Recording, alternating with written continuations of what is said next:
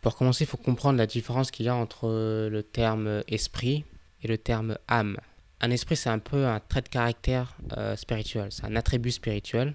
L'âme, c'est l'essence, c'est la conscience d'une personne, par exemple, qui est spirituelle aussi.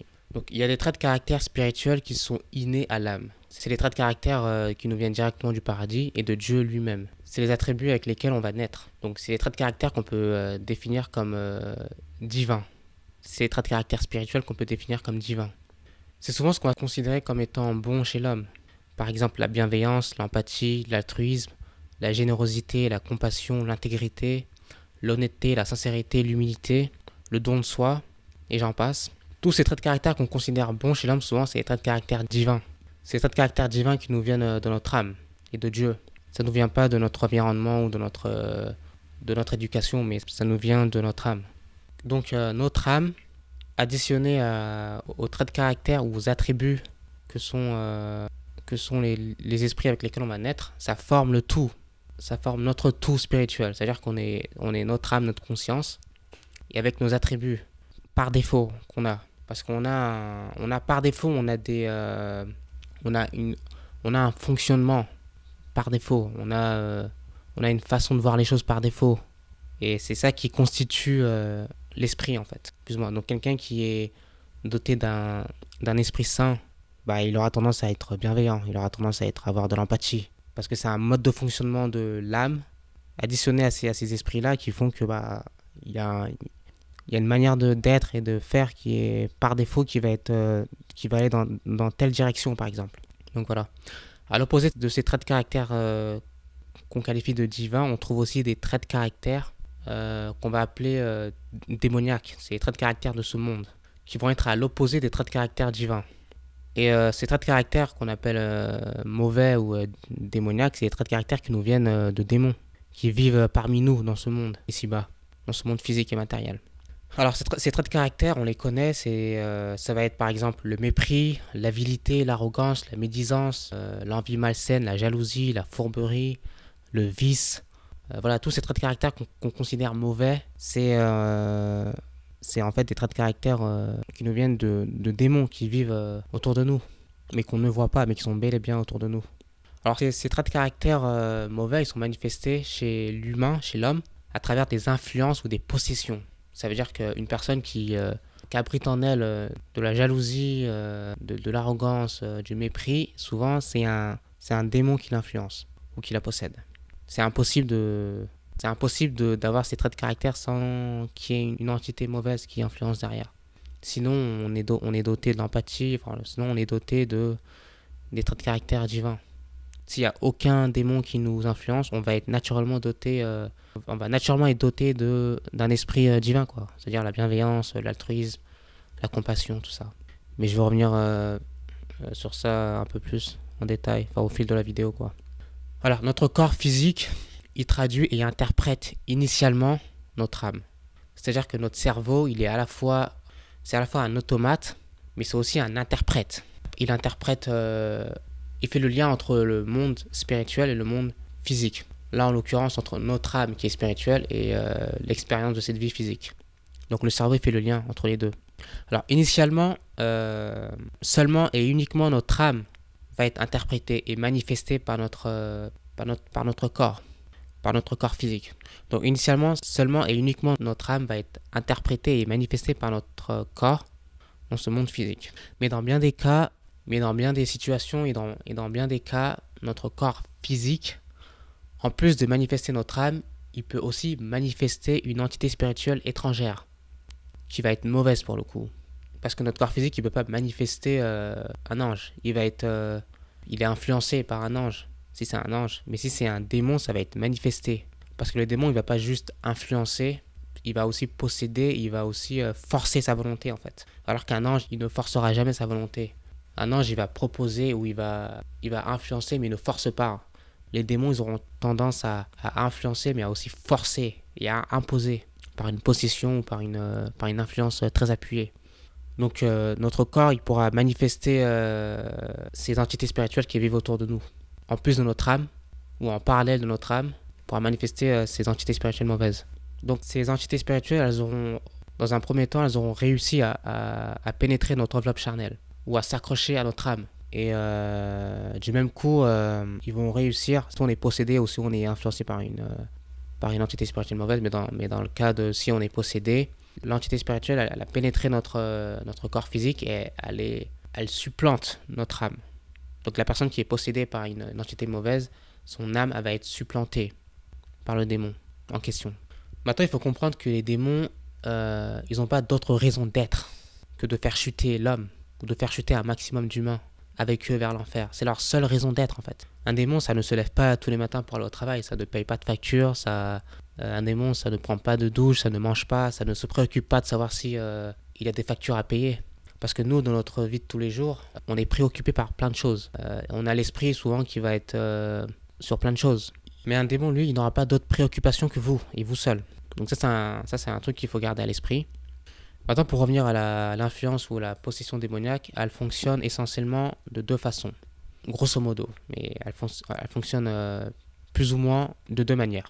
La manière passive et la manière active. Donc une influence ou une possession passive, ça va être un démon qui va opérer en tant qu'esprit. Comme j'ai dit tout à l'heure, un esprit, c'est un peu un attribut, c'est un trait de caractère. Donc un démon, il peut agir comme un trait de caractère, comme un esprit. Il faut voir ça un peu comme un module qui va s'accrocher à votre âme. Et une fois que ce module spirituel il s'est accroché à votre âme, il va altérer de manière artificielle, mais il va altérer votre état d'esprit spirituel au repos, vos réactions, vos perceptions. Et il va vous insuffler des pensées négatives. Vous allez sentir un accablement constant au niveau de votre conscience, qui peut se manifester en une peur chronique par exemple, ou de la phobie sociale, de l'anxiété, de la dépression, ou un état psychologique général assez négatif, quoi. Mais ça, au départ, ça va être un démon qui va s'accrocher à vous et qui va agir comme un état d'esprit, en fait, qui va vous polluer votre âme. Ça, c'est l'une des manières passives. C'est l'une des manières passives que les démons ont d'agir. Donc la dépression, l'anxiété, la phobie sociale sont en réalité des esprits mauvais qui se sont agrippés à nous et qui tourmentent notre âme en permanence. Maintenant, après, cette tourmente spirituelle, elle va être interprétée par notre cerveau et tout notre corps. Ça va être interprété physiquement. Ce qui va laisser croire d'un point de vue scientifique et d'un point de vue de ce monde physique et matériel que le problème, il vient d'un déséquilibre de la biochimie du cerveau. Alors que pas du tout. Le problème, à sa racine, il est spirituel. Il est ensuite interprété physiquement. Pour comprendre d'une autre manière ce que je suis en train de dire et le fonctionnement et pour comprendre le fonctionnement des démons d'une manière passive, on peut le voir aussi comme un fil électrique qu'on aurait enroulé autour de notre corps. Et à chaque moindre mouvement qu'on va effectuer, on va déclencher une décharge électrique qui va nous électriser et nous paralyser pendant quelques secondes. C'est un peu comme ça que l'anxiété ou la phobie sociale, elle fonctionne d'un point de vue spirituel. C'est qu'on a une entité étrangère qui s'est agrippée à nous et qui déclenche en permanence des sensations, ou des pensées ou des réactions en fait, qui nous dépassent. Nous, on ne contrôle pas, ça se fait naturellement. Dans ce cas de figure, c'est un démon qui va déclencher cet état anxieux permanent et ces réactions d'anxiété. Maintenant, un démon, il n'a pas besoin d'être agrippé à vous. Il n'a pas besoin d'être agrippé à vous, donc à défaut de vous posséder, il pourra aussi vous cibler ou vous suivre.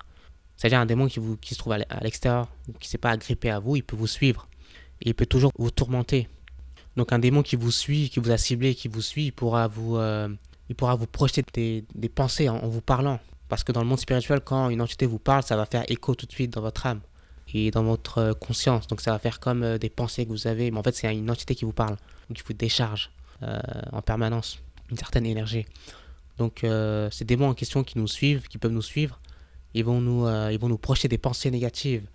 Ils vont nous projeter des ressentis psychologiques et mentaux désagréables.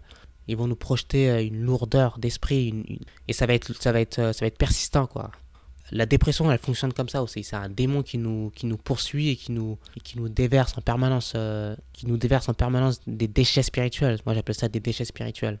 Alors, le but, ça va être de vous réduire spirituellement et ça va être de vous réduire en fait, de vous réduire spirituellement et de réduire votre portée spirituelle, votre lumière divine. Donc ça va être aussi de vous rendre inefficace sur un plan spirituel. Si vous êtes inefficace ou inerte, vous n'allez pas pouvoir accomplir la volonté de Dieu, par exemple. Ou la volonté que Dieu vous a réservée, la mission que Dieu il vous a réservée dans ce monde. Vous ne pourrez pas influencer positivement d'autres personnes qui ont besoin de... Par exemple, il y a des gens, peut-être, ils ont besoin de votre lumière à un moment donné de leur vie. Parce que Dieu, il place des gens souvent sur notre route. On est là pour les aider, des fois. Ou on est là pour les porter. Souvent, ils avaient besoin d'une personne qui allait venir et les envelopper d'une manière positive. En tout cas, agir de manière positive dans la vie de quelqu'un d'autre. Souvent, il y a des gens qui sont placés dans nos vies, ou souvent, nous, on va être placés dans la vie de quelqu'un d'autre. Mais le but aussi, c'est d'œuvrer, même de manière inconsciente. On va œuvrer pour le bien et on va œuvrer dans un bon sens. Donc les démons, eux, ils savent tout ça. Eux, ils connaissent le mode de fonctionnement spirituel. Donc souvent, quand un démon il s'attaque à vous, c'est aussi pour vous défaire vous, mais c'est aussi vous empêcher vous empêcher d'agir positivement dans la vie de quelqu'un d'autre, par exemple. Un démon qui vous poursuit, ça peut être aussi dans un but de vous réduire, comme j'ai dit tout à l'heure, mais aussi de vous réduire au silence et de vous réduire de manière permanente, c'est-à-dire vous pousser au suicide, par exemple. Les gens qui se suicident, souvent, c'est des gens qui ont été martelés, qui ont été poursuivis, qui ont été harcelés par des démons. Maintenant, dans le cas d'un démon, c'est difficile parce que c'est une entité qu'on ne voit pas, qu'on ne perçoit pas avec nos sens. C'est parce que c'est spirituel, c'est au-delà de nos sens. Mais notre âme, elle perçoit parce que notre âme, elle est spirituelle. Et le démon, il est spirituel aussi. Notre âme, elle perçoit la persécution. Mais nous, on a du mal à interpréter. Et souvent, les gens qui finissent par se suicider, c'est des gens qui ont été persécutés par des démons. Souvent, c'est une persécution qui a duré des années ou des décennies. Et quand une personne commet un suicide, c'est une victoire pour un démon. Parce c'est un aboutissement. Pour eux, c'est un projet qui a fini par aboutir. C'est un peu ça. Dans le monde spirituel, c'est un peu comme ça que c'est vu. Donc, voilà. Tout ça, c'est très sérieux et il faut rester prudent. Il faut prendre soin de son... C'est important de prendre soin spirituellement de nous-mêmes et de nos proches. Et de ne pas sous-estimer le monde spirituel. Donc, des pensées négatives, lourdes, accablantes et persistantes, c'est pas du tout naturel. Parce que tout ça, c'est spirituel. Donc, c'est pas du tout naturel à l'âme humaine. Dieu ne nous a pas dotés d'un esprit d'anxiété et de pensées négatives. Ça ne nous vient pas de Dieu. Ça ne nous vient pas du paradis. Donc, quand vous sentez que votre esprit manifeste quelque chose de négatif et que c'est persistant, c'est un démon. Je vous le dis très clairement, c'est un démon. Donc il faut tout de suite prier contre ce démon. Il faut tout de suite... Déjà, il faut être conscient que c'est pas naturel et c'est pas normal. Quand on a pris cette position et qu'on sait que c'est pas naturel, c'est déjà la première des choses. Et après, à savoir que c'est spirituel et que c'est un démon. Donc ces pensées accablantes, lourdes et persistantes, c'est essentiellement des influences spirituelles. Après, le cerveau, il ne fait que interpréter, quoi. Donc... quand vous allez voir un médecin, il va vous dire, bon, bah, c'est votre cerveau, c'est la biochimie, quoi, c'est la sérotonine. Ils vont vous faire croire que c'est tout ça. Mais le cerveau, il ne fait que interpréter. Le problème à sa racine, il est spirituel et c'est un démon. C'est une entité spirituelle mauvaise qui vous tourmente. Après, les antidépresseurs, ils peuvent partiellement régler le problème de manière superficielle et temporaire à sa racine physique, mais pas à sa racine originelle, qui est, elle, spirituelle. Donc, en fonction de votre état spirituel, vous n'allez pas apparaître de la même manière dans ce monde physique et matériel. Vous n'allez pas avoir les mêmes réactions ou les mêmes envies. En fonction de votre état spirituel, si vous êtes tourmenté ou pas par un démon, vous n'allez pas apparaître pareil. Vous n'allez pas avoir les mêmes réactions. Vous allez avoir une énergie qui va être différente dans ce monde physique et matériel. Donc pour finir avec ce que je viens de dire, une peur permanente, l'anxiété, la dépression, c'est pas naturel à l'âme ou à la conscience. C'est juste le résultat d'une attaque ou d'une persécution démoniaque permanente. Nous, on ne fait que voir les symptômes, ou on ne fait que voir le résultat physique de ce qui est à la base spirituel. Maintenant, dans le cas d'une influence ou possession active, vous allez faire corps avec le démon. Le démon, il va devenir vous et vous allez devenir le démon. Vous faites corps, il y a une symbiose avec le démon qui vous habite. Mais il ne faut pas s'y tromper que c'est le démon qui vous utilise et non pas l'inverse. C'est pas vous qui utilisez le démon, c'est le démon qui vous utilise. Même dans le cas d'une possession, dans le cas d'une possession active, c'est bel et bien le démon qui vous utilise pour accomplir sa volonté, pour accomplir ou infliger de la négativité ou du mal à d'autres personnes. Parce que la personne qui va être possédée par un démon de manière active, elle va souffrir, mais le seul moment où elle va être capable de se défaire de cette souffrance, ça va être une souffrance chronique et une souffrance d'arrière-plan, parce que le démon, il déteste l'homme. Donc même quand un démon, il possède une personne, il va quand même manifester une énergie mauvaise chez la personne. Mais la personne, elle va être capable de se sentir bien quand elle va déclencher de l'énergie négative sur d'autres personnes, ou quand elle va accomplir la volonté du démon qui l'habite. Donc souvent, les gens qui sont un peu instables psychologiquement, qui peuvent sourire et rigoler par exemple à un moment donné, et puis 10 minutes plus tard, ils peuvent être complètement l'inverse de ce qu'ils étaient. Ces gens qui sont un peu instables et tout, souvent ils ont un démon en eux. Le démon, il peut très bien permettre à la personne d'être joyeuse à tel moment, et puis 10 minutes plus tard, il peut complètement projeter de l'énergie négative chez la personne. Et la personne en question qui est possédée, qui fait corps avec le démon, alors a tendance à aussi projeter de la négativité sur les gens autour d'elle.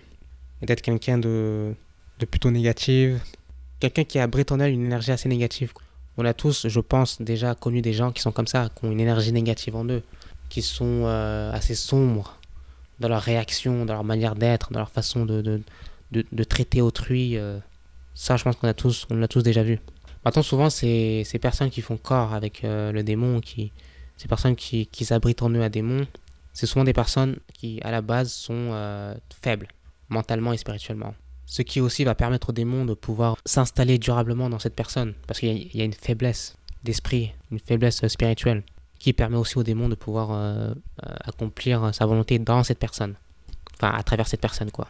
Cette personne faible spirituellement et mentalement, qui abrite en elle un démon, elle va inconsciemment aussi, elle va inconsciemment accepter ce démon, parce qu'elle va puiser en ce démon une certaine force. Le démon, lui aussi, puisera une force dans le fait d'agir à travers un corps physique.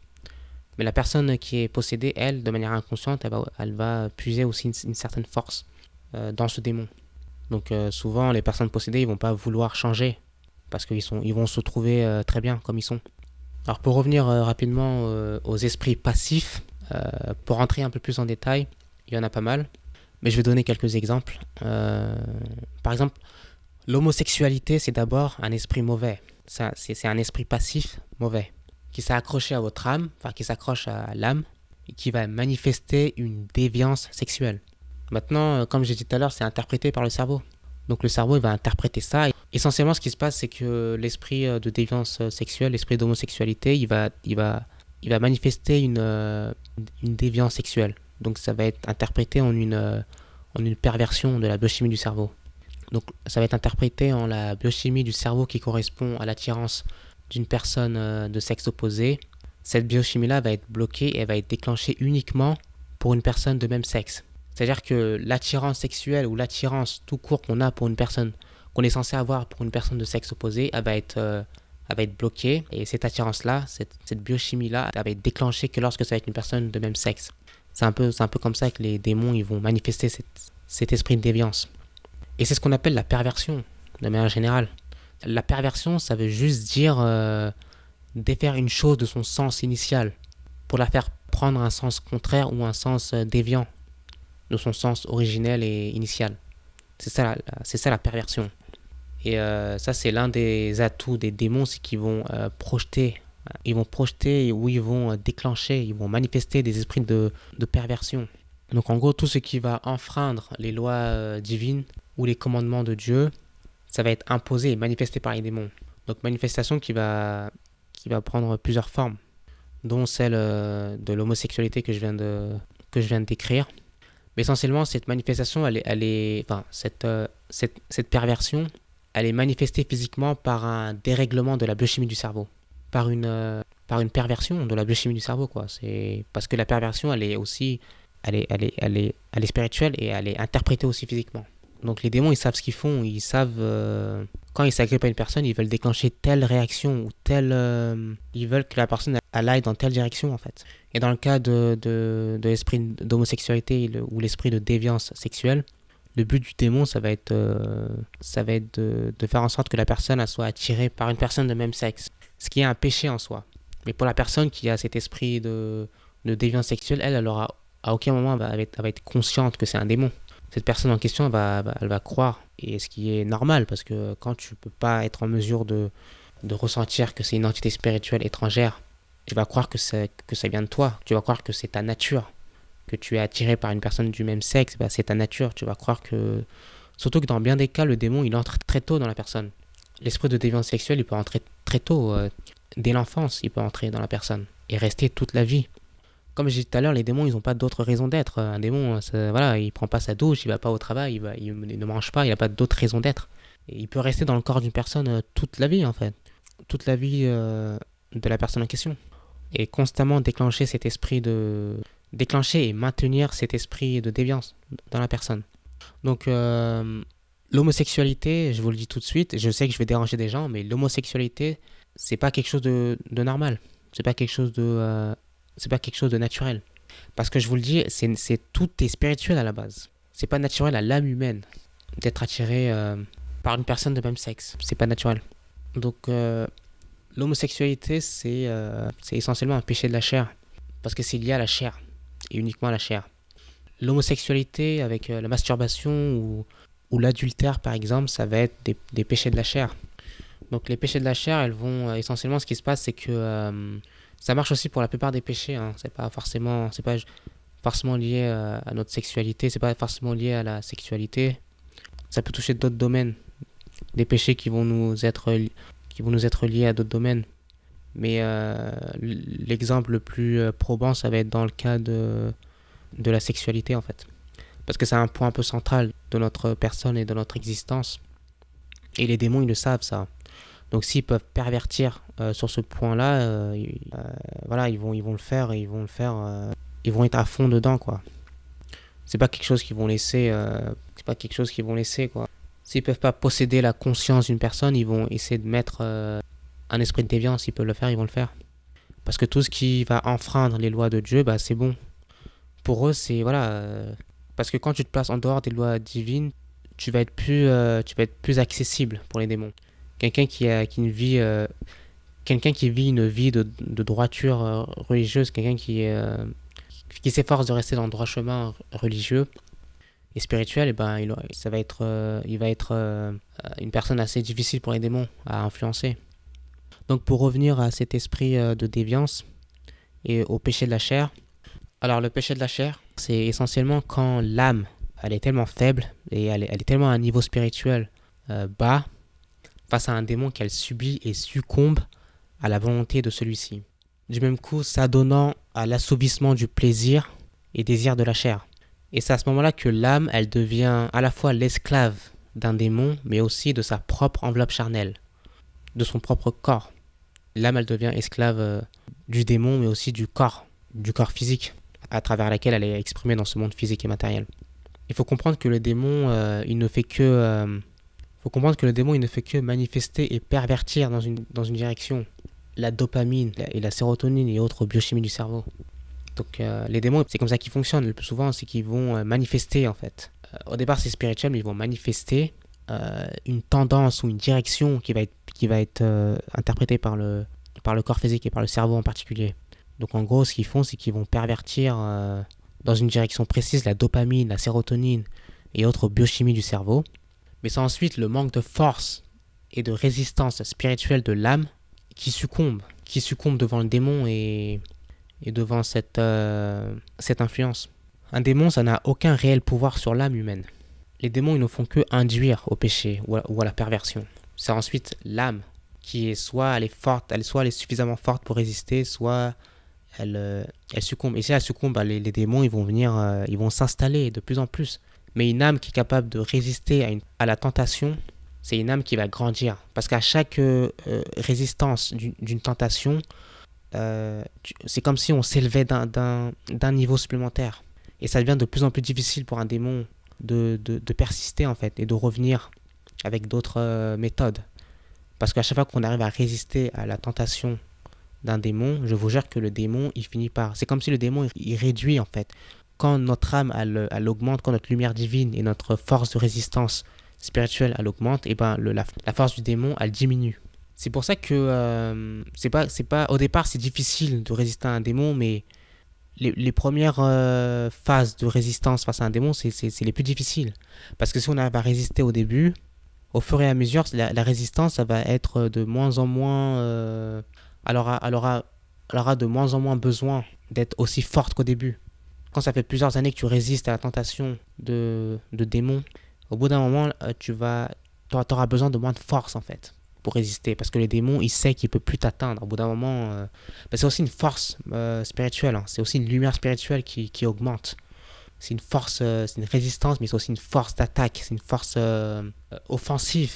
Une force offensive En gros, c'est notre lumière qui brille de plus fort, plus ou moins. C'est un peu ça, quoi. Faut le voir un peu comme ça, de manière métaphorique, mais faut le voir un peu comme ça. Plus on résiste à la tentation du démon, plus on va être moins susceptible d'être influencé. Et plus le démon, il va comprendre qu'il peut plus rien faire, en fait.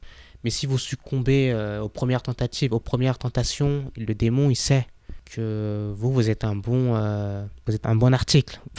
Je sais pas comment dire ça, mais vous êtes... en tout cas, votre âme elle est faible, quoi. Donc, ils vont pouvoir vous utiliser comme pour vous influencer, mais aussi pour que vous puissiez servir d'influence pour d'autres personnes. Donc, pour résumer un peu ce que je viens de dire, le démon, il ne fait que manifester une altération de la biochimie de notre cerveau par un esprit de déviance. Elle va manifester cet esprit de déviance, mais par ailleurs, la personne qui a cet esprit de déviance en elle, par ailleurs, elle ne présentera pas souvent d'autres points négatifs, en fait, d'autres signes négatifs. Donc la personne qui a un esprit de déviance sexuelle en elle, elle va pouvoir être par ailleurs une personne bienveillante ou généreuse. Mais ça n'empêchera pas qu'il y a un esprit de déviance en elle, il y a un esprit d'homosexualité, il y a un démon qui s'installe en elle.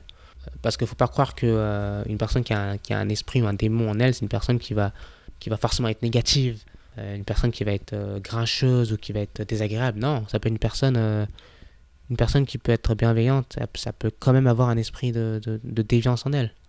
Parce que le démon, il va pas être actif, il va plutôt être passif, quoi. Il va agir comme un esprit, quoi. Comme un trait de caractère, comme un attribut. Et ça, c'est l'un des principaux modes opératoires des démons aussi. Les démons, ils font pas que d'être actifs. Souvent, ils vont juste être passifs, quoi. Mais ça sera suffisant. Et ils vont servir parce qu'ils savent qu'il n'y a pas besoin de faire plus souvent. Souvent, la personne qui est homosexuelle, mais qui est une personne généreuse et tout, ça va être difficile de se dresser contre une personne qui est généreuse, qui est une personne qui est... je sais pas comment expliquer, mais souvent, ça va être difficile d'être... de trouver des défauts à une personne qui est généreuse, qui est altruiste. Malgré le fait qu'elle soit homosexuelle, la personne, c'est quelqu'un de bien quand même. Et c'est un peu ça aussi, c'est un peu comme ça que les démons, ils veulent présenter la chose. C'est que ils veulent servir d'influence, mais que ce soit une influence qui va être difficile à contrer, quoi.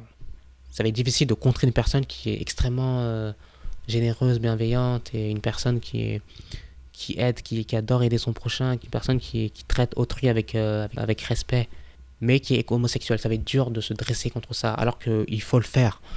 C'est dur, hein, mais il faut le faire. On peut pas laisser ce genre d'influence prendre le dessus. Ça reste une influence démoniaque, l'homosexualité.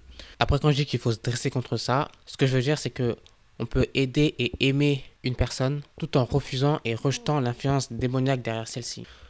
Donc, mais c'est comme ça que les démons ils se présentent. Ils se présentent de manière insoupçonnée. Enfin, en tout cas, ils présentent une influence de manière insoupçonnée et ça va être enveloppé par de la bonté. Souvent, quelque chose de mauvais, ça va être enveloppé par de la bonté. Les démons, c'est comme ça qu'ils agissent. Souvent, ils vont pas agir de manière frontale et de manière très négative. Ça va être décoré avec de la bonté, avec quelque chose que nous, on peut pas frontalement repousser. C'est un peu ça le truc. Donc, ouais, ça, c'est un des modes de fonctionnement des démons. C'est qu'ils fonctionnent aussi... ils fonctionnent par camouflage, par dissimulation. C'est comme ça qu'ils fonctionnent aussi, les démons. Ça fonctionne mieux quand c'est camouflé et quand c'est dissimulé que quand c'est frontal. Ils le savent. Les démons, faut pas oublier que pour la plupart des démons, ça fait à peu près plus de 1000 ans qu'ils existent. Ils ont connu énormément de générations d'humains. Ils ont eu le temps d'apprendre.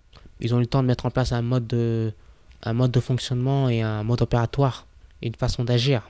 Donc voilà, eux, ça fait très longtemps qu'ils sont là, les démons. Nous, en tant qu'être humain, on vit on vit 80 ans. On vit moins de 100 ans à peu près. Mais eux, ça fait des milliers d'années qu'ils sont là. Maintenant, ce mode de fonctionnement des démons, il fonctionne pour la plupart des autres péchés qu'on va être amené à commettre dans nos vies. C'est que souvent, un démon, il va se camoufler, quoi. Il va pas se présenter... Un démon, il va rarement se présenter... Rarement. Il va quasiment jamais se présenter comme un démon. Il va se camoufler ou il va se faire passer pour autre chose. Il va se dissimuler. C'est comme ça qu'ils agissent, hein. Ça, c'est important de le comprendre. Maintenant, un autre point, enfin, pour faire une petite parenthèse, il est important de comprendre que notre enveloppe charnelle, c'est-à-dire notre corps physique, essentiellement, c'est un temple. C'est un temple qui abrite la lumière et le souffle divin de Dieu, qui est notre âme. Donc, quand on commet un des péchés de la chair, comme la masturbation, par exemple, essentiellement, c'est un péché contre ce temple sacré qui est notre corps physique, qui abrite notre âme. Donc, pour comprendre la masturbation, et pour le voir d'un point de vue spirituel, c'est un péché contre ce temple physique. Et c'est comparable à, par exemple, déféquer ou uriner sur les murs d'une église, par exemple. Il y a cette notion de dégradation d'un temple ou d'un lieu sacré. Un lieu qui abrite l'Esprit de Dieu, quoi. C'est un peu ça. Donc la masturbation, c'est pas quelque chose d'anodin, naturel. C'est un acte de dégradation. Sur un point de vue spirituel, c'est un acte de dégradation et c'est un péché, quoi. C'est un péché contre la chair et un péché de la chair. Non seulement la personne qui commet la masturbation, c'est une personne qui va être esclave de ses désirs et pulsions physiques que sont la dopamine et autres. Sur ce point de vue-là, c'est un péché, mais l'acte en lui-même, c'est une dégradation de quelque chose de sacré. En l'occurrence, le temple qui abrite l'âme, qui est le corps physique. Mais ça marche aussi pour l'adultère ou pour l'homosexualité ou pour les autres péchés qui sont liés au corps en général. Donc voilà pour la parenthèse. Pour ouvrir une autre parenthèse rapidement, il est aussi important de comprendre que une possession démoniaque elle va être rarement complètement intégrale. Elle va plutôt être partielle. Ça veut dire qu'elle peut être à 80%. Là, on est quasi intégral, mais c'est jamais complètement intégral. C'est toujours la personne qui est possédée va toujours pouvoir de temps à autre réapparaître à la surface. Donc une possession, elle sera rarement de manière rarement complètement intégrale. En tout cas, dans la plupart des possessions, alors il y a peut-être des cas de figure où la possession elle est intégrale, mais dans la plupart des gens qu'on croise dans nos vies de tous les jours, des personnes qui sont possédées, ça va rarement être une possession intégrale, mais plutôt partielle, quoi. Donc ça peut être à 50% ou à 80%. Ça peut être une possession passive, où le démon il est dans la personne, mais il agit pas, il observe. Et puis à certains moments, il va prendre le dessus sur la personne. Et puis il va retourner, une fois qu'il a pris le dessus sur la personne, il peut retourner dans un état passif. Et alors pourquoi je dis ça, pourquoi j'explique ça, c'est parce que souvent ça va créer une confusion en fait. Ça va créer une confusion au sens où la personne qui va être possédée, souvent, elle va apparaître totalement normale et saine d'esprit. Et à d'autres moments, elle va apparaître totalement étrangère, en fait. Totalement, elle va avoir des réactions qui vont plus trop lui ressembler ou qui vont être un peu en décalage. C'est pour ça que souvent, c'est difficile de... Souvent, il y a des gens, ils ont repéré quelque chose de pas très correct chez une personne. Mais ils vont se dire, ils vont essayer de l'expliquer avec de la rationalité. Ils vont se dire la personne a peut-être levé du mauvais pied, quoi. Souvent on arrive à détecter des choses pas très nettes chez une personne, mais on a du mal à clairement identifier parce que souvent la personne elle va être souvent la personne en question on va pouvoir rigoler avec, on va pouvoir discuter, la personne elle va être totalement normale à certains moments, mais souvent le démon il est juste passif en fait. Il est toujours dans la personne mais il est passif, quoi. Donc souvent c'est difficile de ça va être difficile de démêler et de discerner. Mais bon. Après, comme je disais tout à l'heure, hein, c'est comme ça qu'ils fonctionnent aussi les démons. Ils fonctionnent par à-coups, par dissimulation, par camouflage. C'est rarement frontal et de manière brute. C'est souvent subtil, quoi. Il y a aussi des cas de figure où quand la personne possédée va vous être positif, c'est-à-dire que cette personne en question, elle peut vous donner de l'argent ou elle peut vous donner à manger, elle peut paraître comme ça, être bienveillante envers vous, et ça aussi, ça peut être l'acte du démon qui la possède. Mais dans ce cas de figure-là aussi, c'est pour mieux se camoufler. Donc pour récapituler un peu tout ce que je viens de dire, et pour reprendre un peu des points que j'ai dit plus tôt, donc la peur chronique, l'anxiété, la phobie sociale, l'homosexualité, ou autres traits de caractère comme le mépris, l'arrogance, entre autres, sont en réalité des esprits mauvais qui se sont agrippés à notre âme, et qui vont manifester une altération artificielle de notre conscience ou inconscience, qui va être ensuite traduite et interprétée physiquement par notre corps. Traduction qui va s'effectuer en une altération anormale de la biochimie de notre cerveau. ce qui va déclencher du même coup une peur anormale, par exemple, une attirance sexuelle anormale, des pensées ou comportements déviants ou anormaux, etc., etc. Donc la jalousie, l'envie malsaine, le mépris, l'arrogance, la condescendance, pour ne citer que, ne sont que tant d'autres manifestations de possession démoniaque, passive ou active. Maintenant, pour revenir au cas d'une possession active, et pour rentrer un peu plus précisément dans le sujet, l'un des plus bels exemples d'une possession active, une possession démoniaque active, ça va être la personne narcissique. Là, je parle pour les gens qu'on est capable de croiser dans nos vies de tous les jours, pour les gens qui sont possédés, qui ont une entité spirituelle mauvaise, qu'on est capable de croiser de manière régulière, et que c'est une possession active, pas passive, mais active pour le coup, et ben la personne narcissique, elle représente l'un des plus bels exemples d'une possession démoniaque active. Et dans le langage courant, le mot narcissique, c'est un terme qui est extrêmement galvaudé. En réalité, on a affaire à quelque chose de beaucoup plus sinistre et sombre que ça. C'est beaucoup plus sinistre et sombre que la simple personne qui est un peu arrogante et qui aime bien se regarder dans le miroir. En réalité, la personne narcissique, elle est beaucoup plus proche du sociopathe ou du psychopathe que d'une simple personne un peu arrogante qui adore se regarder dans le miroir. Donc l'image du narcissique dans le langage courant et dans la perception courante, c'est quelque chose qui est un peu éloigné de ce que c'est réellement. Donc on a une image un peu trompeuse du narcissique. En réalité, c'est beaucoup plus sombre et sinistre que ça. Maintenant, il faut comprendre qu'il y a deux types de narcissiques. Il y a le narcissique extraverti, donc la personne qui est extrêmement arrogante, qui fait extrêmement attention à son image, qui adore manipuler, qui adore marcher sur d'autres personnes pour arriver au sommet et qui a aucun remords ou regret d'avoir écrasé des gens autour d'elle pour arriver au sommet. Ça, c'est le narcissique extraverti qui est un peu imbu d'elle-même et qui est très... Ça, on a tous déjà vu ce genre de personnage. Maintenant, à côté de ça, il y a le narcissique introverti ou dissimulé. Alors ce dernier, il est un peu plus... c'est un narcissique qui va être un peu plus timide, un peu plus réservé, mais il est aussi dangereux, voire plus dangereux que le narcissique extraverti. Dans le cas du narcissique qui va être dissimulé, il va être habité par un esprit de fourberie. Il va agir par dissimulation et il va être très méticuleux dans sa façon d'agir, de traiter les gens autour. Ça va être dissimulé, insoupçonné et fourbe dans le cas du narcissique qui va être introverti ou dissimulé.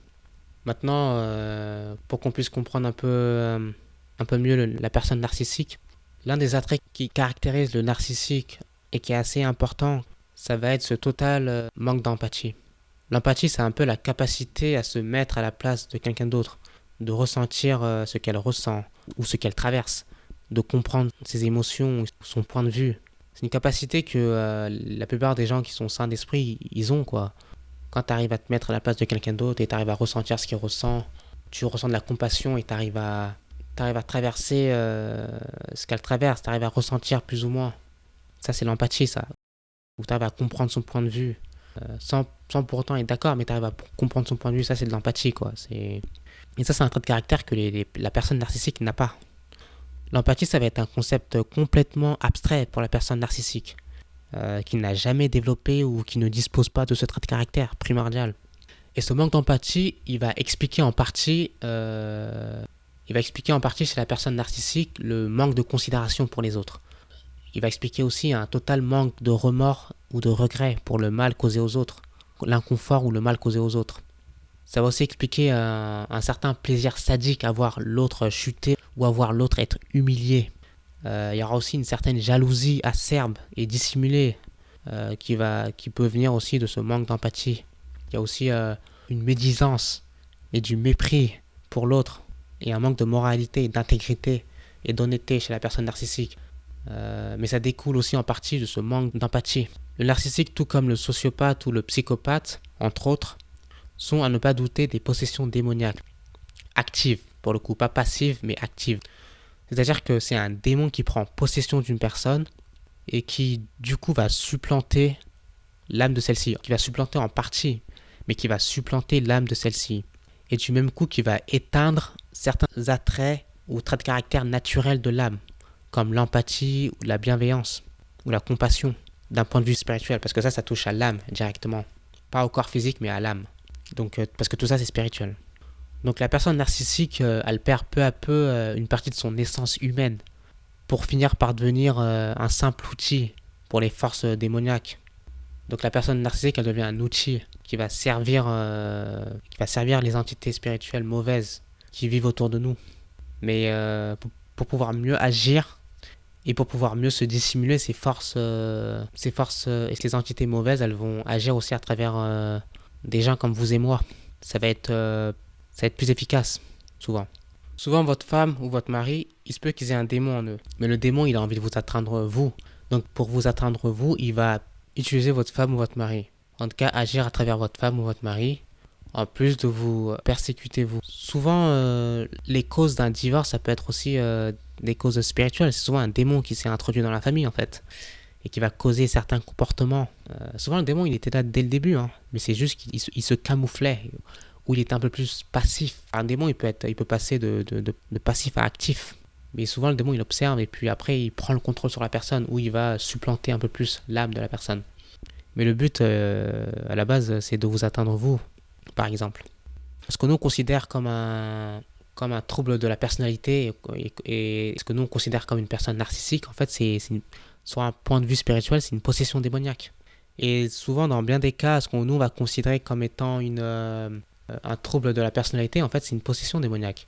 La bipolarité, tout ça, quoi, c'est tout ce qui est schizophrénie, la sociopathie, la psychopathie, par exemple, ça va être aussi des possessions démoniaques. Pour nous, d'un point de vue physique et matériel, ça va être des troubles de la personnalité. D'un point de vue spirituel, c'est une possession démoniaque. Et tout est à la fois, initialement spirituel. Et ensuite interprété physiquement. Maintenant, comme j'ai dit plus tôt, la personne possédée, c'est à la base une personne qui est faible. C'est une personne de faible esprit, en fait, qui a un esprit faible, qui a une spiritualité faible et une conscience assez faible, qui inconsciemment va être en accord avec le démon qui la possède. Parce que cette personne faible en question, elle puisera une certaine confiance et une force, bien que malsaine. Mais cette personne possédée, elle préférera cette force un peu mauvaise du démon à sa faiblesse initiale et naturelle. C'est-à-dire que la personne, elle va préférer être... Après, c'est inconscient, mais la personne, elle va être en accord avec ce démon qui la possède parce qu'elle y gagne une certaine confiance et une force plutôt que d'avoir ce démon qui s'enlève et qui se retrouve avec cette faiblesse et avec cet état d'esprit faible et avec ce manque de confiance, par exemple. Donc souvent, les gens qui vont être possédés, ils vont pas avoir de problème. Ils vont être très bien avec le fait... voilà, ils vont être très bien comme ils sont, en fait. Ils vont pas vouloir changer, quoi. Ils vont pas voir qu'ils ont un problème. Ils vont se sentir bien, quoi. Parce que souvent, on se demande, mais comment est-ce qu'une personne arrive à se coucher le soir Moi, jamais de la vie, je peux agir comme ça et dormir paisiblement le soir quand je me couche. Mais on réalise pas qu'en fait, la personne en question, c'est une personne qui est très faible. Et elle adore, en fait, cette force que le démon lui procure. Donc effectivement, ils s'endorment très bien le soir. Le soir, quand ils s'endorment, ils s'endorment très bien. Hein. Parce ils y voient rien de mal. Donc ça, c'est quand il y a un accord avec les démons. Et les démons, lui, il sait que c'est un terreau très fertile. Il sait que il sait que c'est une personne qui va pouvoir posséder jusqu'à la fin de la vie de cette personne en question. Jusqu'à la mort de cette personne. Et puis une fois la mort de cette personne, le démon, il va sauter de cette personne et aller posséder quelqu'un d'autre. Mais... une personne comme ça, c'est une personne c'est un terreau très fertile pour un démon, par exemple. Maintenant, pour revenir à la possession démoniaque passive, elle peut aussi se manifester de manière très étonnante.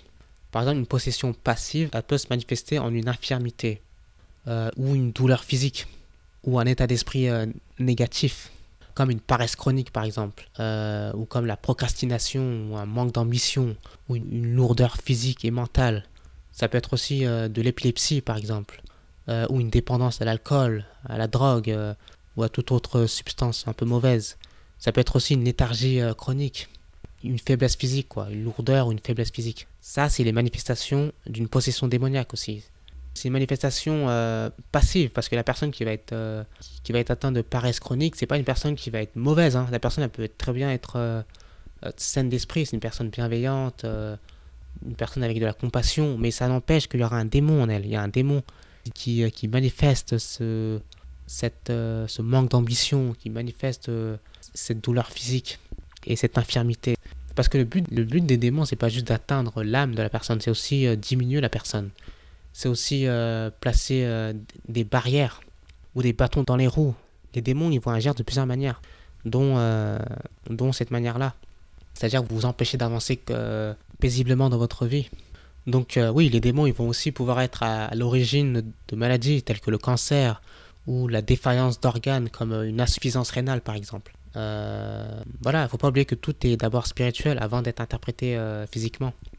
Comme j'ai déjà dit plus tôt et que j'ai déjà assez dit, les démons, ils peuvent altérer la biochimie du cerveau. Ils peuvent défaire et imposer pas mal de choses, dont des douleurs ou des pensées. Ils peuvent manifester une ambiance spirituelle ou un état d'esprit. Et après, c'est manifesté par votre corps, c'est manifesté par la biochimie de votre corps. Donc, comme j'ai dit un peu plus tôt, les démons, ils ont un mode opératoire extrêmement fin. Ils ont une finesse en termes de manière, en termes de mode d'action. Ils vont pas agir de manière brute. Ils ont une certaine finesse, une certaine intelligence, ils ont une certaine logique en fait. Ils agissent, ils sont très fins dans leur mode opératoire. Et ils vont agir de manière insoupçonnée parce que le but du démon c'est de surtout de ne pas être détecté. Un démon il va agir de manière à ce que vous allez pas, à aucun moment vous allez vous dire c'est spirituel. À aucun moment. C'est comme ça qu'ils vont opérer en fait. Ils vont être fins dans leur mode opératoire, mais ils vont aussi faire en sorte de pas d'être complètement insoupçonnés. Et ils agissent par dissimulation et camouflage, comme j'ai déjà assez dit, mais c'est comme ça qu'ils agissent. C'est important. Je le répète parce que c'est important de vraiment l'intégrer. C'est comme ça que les démons ils agissent. C'est pour ça qu'il faut faire attention. Il faut être très fin dans sa manière d'observer et d'analyser en fait le monde spirituel. Il faut être très fin. Donc comme ces démons, ils agissent par dissimulation, camouflage, et ils agissent par finesse et de manière insoupçonnée. Un démon qui s'est infiltré en vous et qui voudra vous manifester une douleur aux yeux, par exemple, il va pas le faire comme ça en fait. Encore une fois, je vous ai dit, ils agissent par finesse, par dissimulation et de manière insoupçonnée. Donc ce démon, il va attendre que vous soyez en train de couper des oignons, par exemple, pour vous infliger ces douleurs aux yeux. Donc vous allez pas faire le lien avec le démon. Vous, sans hésiter, vous allez faire le lien avec l'oignon que vous avez coupé. Que ce soit l'oignon que vous avez coupé la matinée ou la veille, vous allez vous dire oh là là, l'oignon que j'ai coupé hier ou ce matin, il était vraiment très fort parce que j'ai encore mal aux yeux. Vous, à aucun moment, vous allez vous dire c'est anormal. Vous allez vous dire c'est l'oignon. Alors qu'en fait, c'est un démon qui vous a infligé cette douleur. Mais le démon, il sait que jamais de la vie, vous allez arriver à cette conclusion. C'est impossible. Il n'y a que les gens qui ont été éveillés spirituellement, il n'y a que les gens qui ont un certain don de discernement et qui arrivent à entrevoir les choses, qui vont savoir qu'ils savent. Alors certes, il y a les picotements du fait de couper un oignon. Je pense qu'on est tous capables d'attester que quand tu coupes des oignons, ça picote les yeux, ça fait pleurer un peu. Mais deux fois, quand tu as ce sens du discernement, tu arrives à comprendre que c'est pas que l'oignon là. Il y a autre chose. La douleur, elle est anormale. Mais bon, je vous dis, il n'y a qu'une poignée de personnes qui arrivent à détecter ce genre de choses. Le commun des mortels, c'est impossible en fait. On va se dire c'est l'oignon. Et c'est logique de penser comme ça parce que à un moment donné, c'est impossible, tu vois. Parce que le monde spirituel, c'est un monde qui nous est opaque. C'est un monde on n'a pas accès en fait. C'est une réalité qui existe bel et bien, mais c'est une réalité qui nous est opaque. Donc c'est un peu comme si elle n'existait pas. Mais bon, c'est pas parce qu'on n'est pas capable de voir quelque chose que la chose en question n'existe pas, quoi. Alors, un autre exemple, ça va être par exemple un démon qui veut vous infliger une douleur au poumon ou à la poitrine. Le démon, il va profiter du fait que vous ayez toussé sur quelques grains de poussière pour vous infliger cette douleur au poumon ou à la poitrine. Douleur qui peut rester pendant plusieurs jours, semaines, voire plusieurs mois. Alors vous n'allez pas faire le lien avec un démon, évidemment. Vous allez faire le lien avec la poussière que vous avez respirée. Et vous allez être persuadé que c'est la poussière que vous avez respirée qui vous procure cette douleur au poumon. Et quand vous allez aller voir votre médecin, vous allez, encore une fois, vous allez réitérer avec certitude que c'est à cause... c'est après avoir respiré de la poussière que vous avez senti cette douleur. Et le médecin, lui, il va vous croire. Il va vous prescrire un médicament contre cette douleur à la poitrine. Mais à aucun moment, ni vous, ni le médecin... va arriver à la conclusion que la vraie racine du problème, en fait, c'est un démon. Et la vraie racine, elle est spirituelle. C'est impossible. Pour le commun des mortels, c'est impossible d'arriver à cette conclusion. Il faut avoir été touché par la grâce de Dieu pour reconnaître ce genre de choses. Mais la douleur en question, elle est bel et bien spirituelle et c'est un démon qui la manifeste. Alors maintenant, pour élaborer sur les différentes réactions démoniaques. Parce qu'en fonction des... si vous avez une entité spirituelle mauvaise en vous, vous allez avoir des réactions souvent qui vont être orientées par le démon qui se trouve en vous. Donc, un démon qui possède une personne à laquelle vous avez décliné une offre, par exemple, ou à laquelle vous avez émis une opinion différente, le démon qui se trouve dans cette personne en question, il pourra se servir de ce prétexte pour déclencher chez la personne possédée le sentiment d'un refus condescendant et méprisant de votre part. Ça veut dire que le démon qui se trouve dans la personne, il va interpréter ça, il va interpréter votre refus respectueux ou le fait que, non, vous avez un autre avis sur la question, par exemple. Il va interpréter ça en un refus ou comme une espèce de condescendance de votre part, comme si vous avez essayé de le rabaisser. C'est-à-dire que le démon, il va agir, il va faire en sorte que la personne, le démon de la personne, il va faire en sorte que la réaction que la personne va recevoir, ça va être une réaction plutôt négative. C'est-à-dire que la personne va vous voir comme étant une personne avec de l'arrogance, avec du mépris. La personne en question qui va être possédée par un démon, elle va pas voir votre refus comme étant un refus respectueux. Elle va pas voir ça comme vous ayant votre propre avis sur la question ou ayant votre propre expérience basée sur votre propre expérience de la vie ou basée sur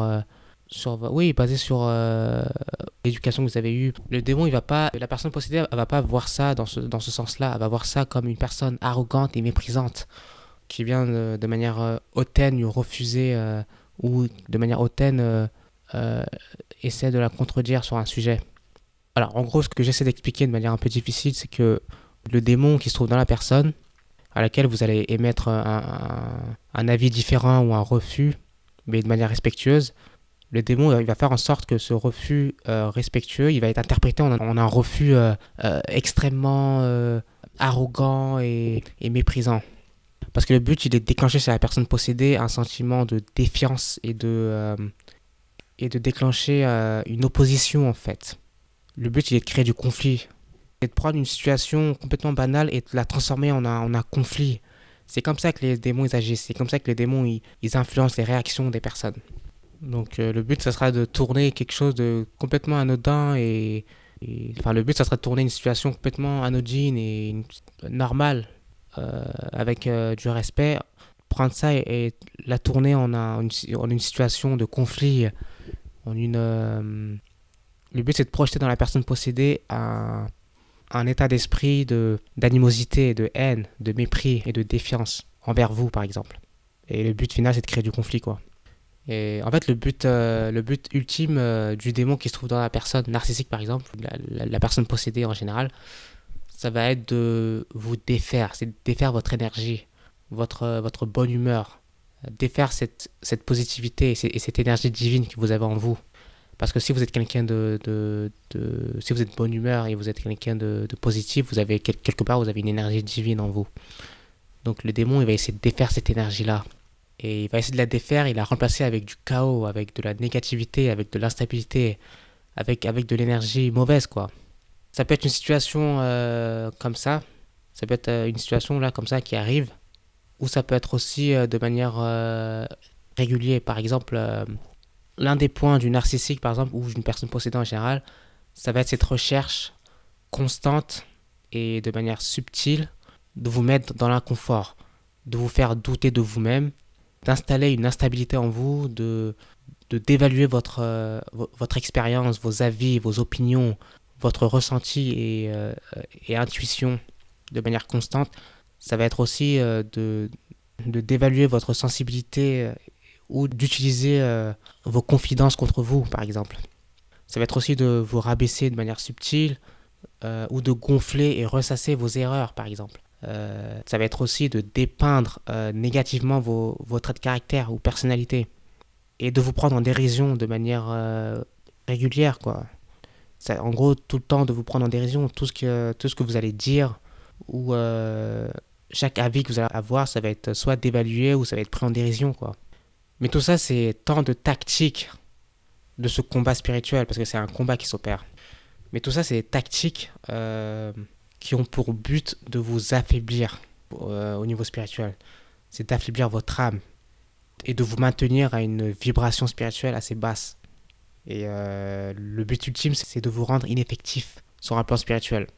Parce que même si c'est de manière inconsciente, même si le narcissique, il le fait de manière inconsciente, le démon qui se trouve en lui, lui, il sait exactement ce qu'il fait. Et le but, c'est de vous rendre inapte à accomplir la mission que Dieu vous a confiée, par exemple. Ou c'est de vous maintenir dans cette énergie mauvaise et dans cette vibration très basse et mauvaise, quoi. Souvent aussi, quand un narcissique vous dit... quand un narcissique, il aura du mal à vous cerner ou à en savoir sur vous, quand il aura du mal à vous défaire, il va utiliser une phrase qui est assez commune, c'est ah, tu parles pas beaucoup, toi. C'est un peu comme vous dire, oh là là, t'es bizarre, toi, tu parles pas beaucoup, t'es étrange. Et ça, c'est aussi une tactique de manipulation. Le but, c'est de créer une brèche en vous. Le but, c'est de créer, c'est d'installer en vous une espèce de fragilité, une instabilité, en fait, un manque de confiance. Et de vous forcer, de manière subtile, encore une fois, à vous livrer. Parce que souvent, les démons, ils ont besoin, pour pouvoir être effectifs, ils ont besoin d'en savoir sur vous. Ils ont besoin de vous avoir observé suffisamment.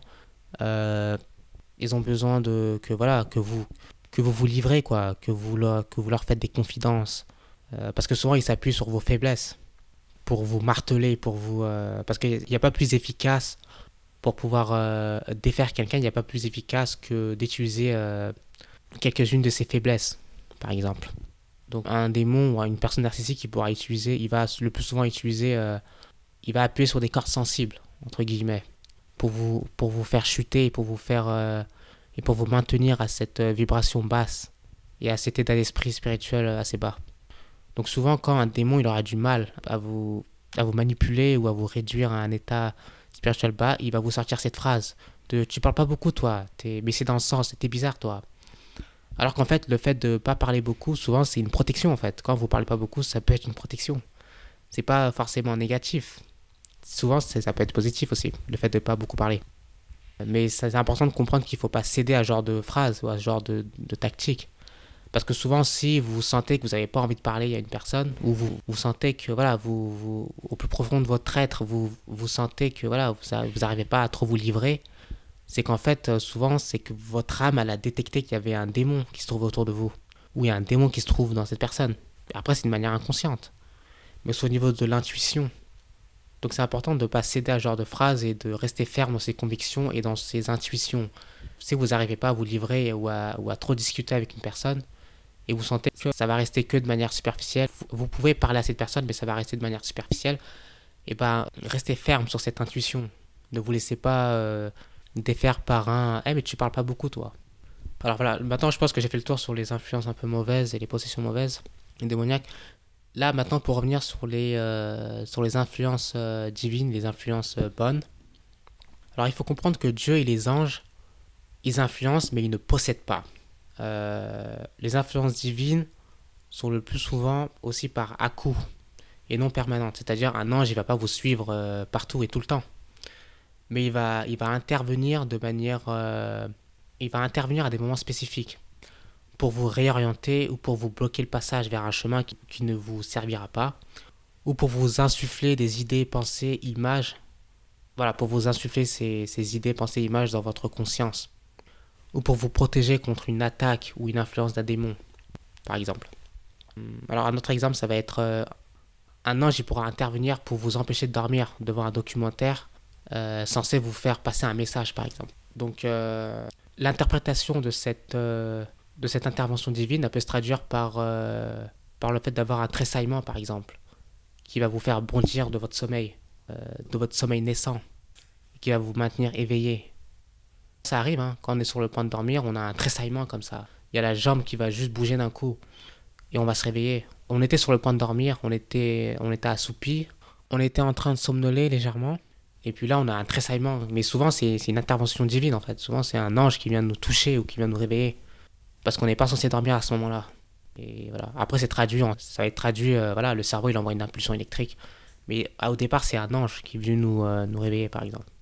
Ça peut être l'une des interventions divines ou des influences divines.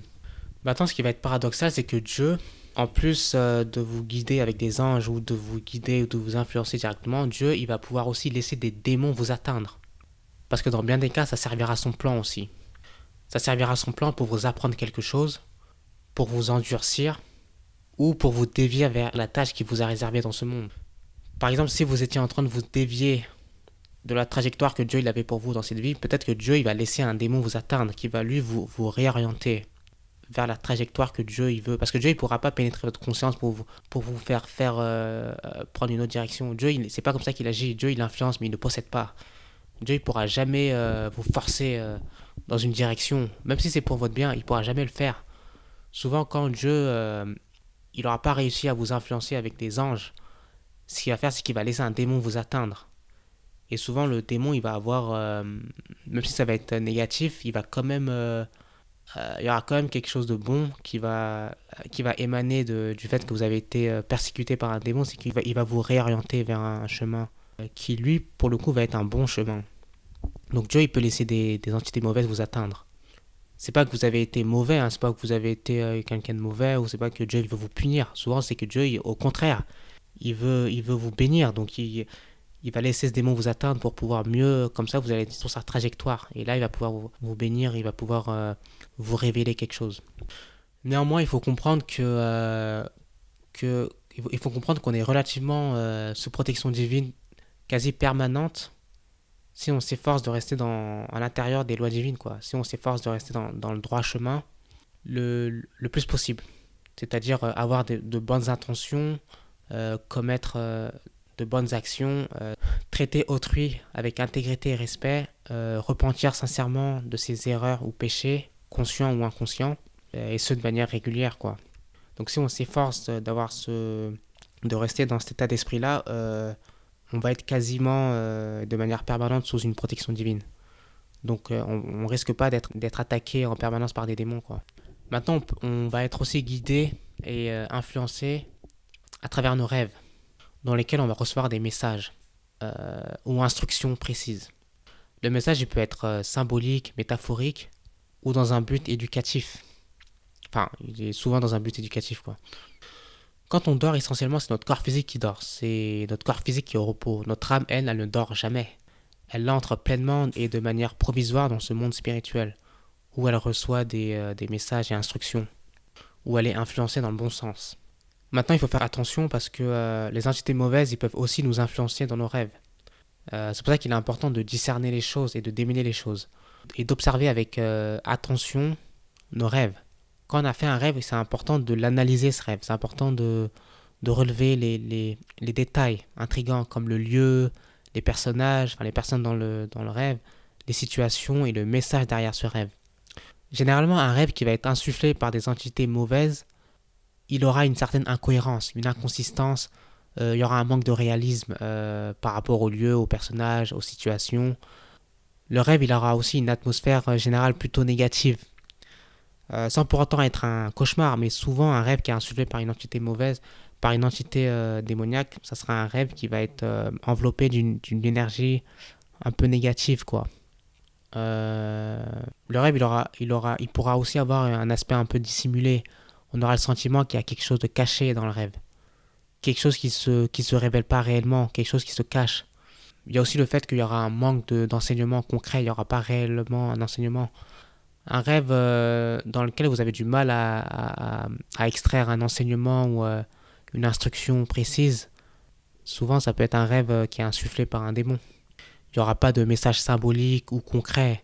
Il y aura juste une ambiance voilà, un peu désagréable, un peu négative, malsaine, dissimulée. Un rêve aussi qui sera obscène, étrange ou incohérent, souvent c'est des rêves qui sont insufflés par des démons. Et dans un rêve, hein, dans ces rêves-là en question qui sont insufflés par des démons, souvent les personnes avec lesquelles on va interagir dans ce rêve, ce sera des gens qu'on a pu croiser depuis plusieurs années, ou des personnes avec lesquelles on n'a pas forcément des liens forts. Ça peut être aussi des personnes qu'on n'apprécie pas forcément, avec lesquelles on n'a pas forcément la même vision des choses ou les mêmes opinions. Et dans ces rêves en question, les personnes en question, elles peuvent être associées à des lieux ou des situations pas très réalistes. Par exemple, croiser une personne à un endroit où on ne l'a jamais croisé, souvent ça peut être le signe que le rêve il est insufflé par un démon, quoi. Par exemple, si vous croisez un ami d'enfance euh, ou vous croisez un ami comme ça que vous voyez de temps en temps, mais vous le croisez à votre lieu de travail ou vous croisez un endroit auquel vous ne l'avez jamais croisé, souvent ça peut être une espèce d'incohérence. Ça peut être l'une des incohérences qui révèle que le rêve il vient d'un démon. Et voilà, et le message en question, il va être difficile à... Souvent, il n'y aura pas vraiment de message en fait. Dans un rêve qui est insufflé par un démon, il n'y aura pas de... Parce que dans un rêve qui est insufflé par un ange ou par Dieu, souvent ça va être... il y aura toujours quelque chose à en tirer. Ça sera une confirmation souvent d'un autre rêve, ou ça sera une confirmation de... Souvent ça sera une confirmation qu'on a bien fait quelque chose dans notre vie de tous les jours, ou ça sera un message sur un événement à venir, ou ça sera une instruction, quelque chose à faire ou à pas faire. Mais il y aura toujours un message derrière. Dans le cas d'un rêve qui est insufflé par une entité mauvaise, il n'y aura rien. Il y aura pas de confirmation par rapport à quelque chose, il n'y aura pas de message par rapport à un événement à venir, il n'y aura rien en fait. Ça c'est un truc euh, qu'on va pouvoir observer, quoi. Il n'y a pas réellement de message derrière. Et tout ce qui va émaner de ce rêve qui est insufflé par un démon, c'est qu'il y aura une espèce d'incohérence, une inconsistance, il y aura un manque de réalisme par rapport au lieu, personnage, comme j'ai dit tout à l'heure, par rapport au lieu, personnage. Et souvent, les rêves insufflés par des démons, ils auront l'air d'être une composition qui a été bâclée. Ils auront vraiment il y aura vraiment l'air d'une composition bâclée ou fait à la hâte, peu réaliste, voire grossier et grotesque. Le rêve, il va paraître grossier ou grotesque. Ça va faire comme si ça a été fait à la hâte, quoi. Ça a été fait. Il y aura un sentiment de désordre en fait dans le rêve. Voilà. Le sentiment d'une composition bâclée, quoi, en désordre, fait à la hâte, grotesque. Il y aura le sentiment d'une pâle copie d'une œuvre originale. Un rêve qui est insufflé par un démon, ça va vraiment avoir l'air d'une copie d'une œuvre originale. Mais une pâle copie, quoi. Une copie de bas étage, quoi.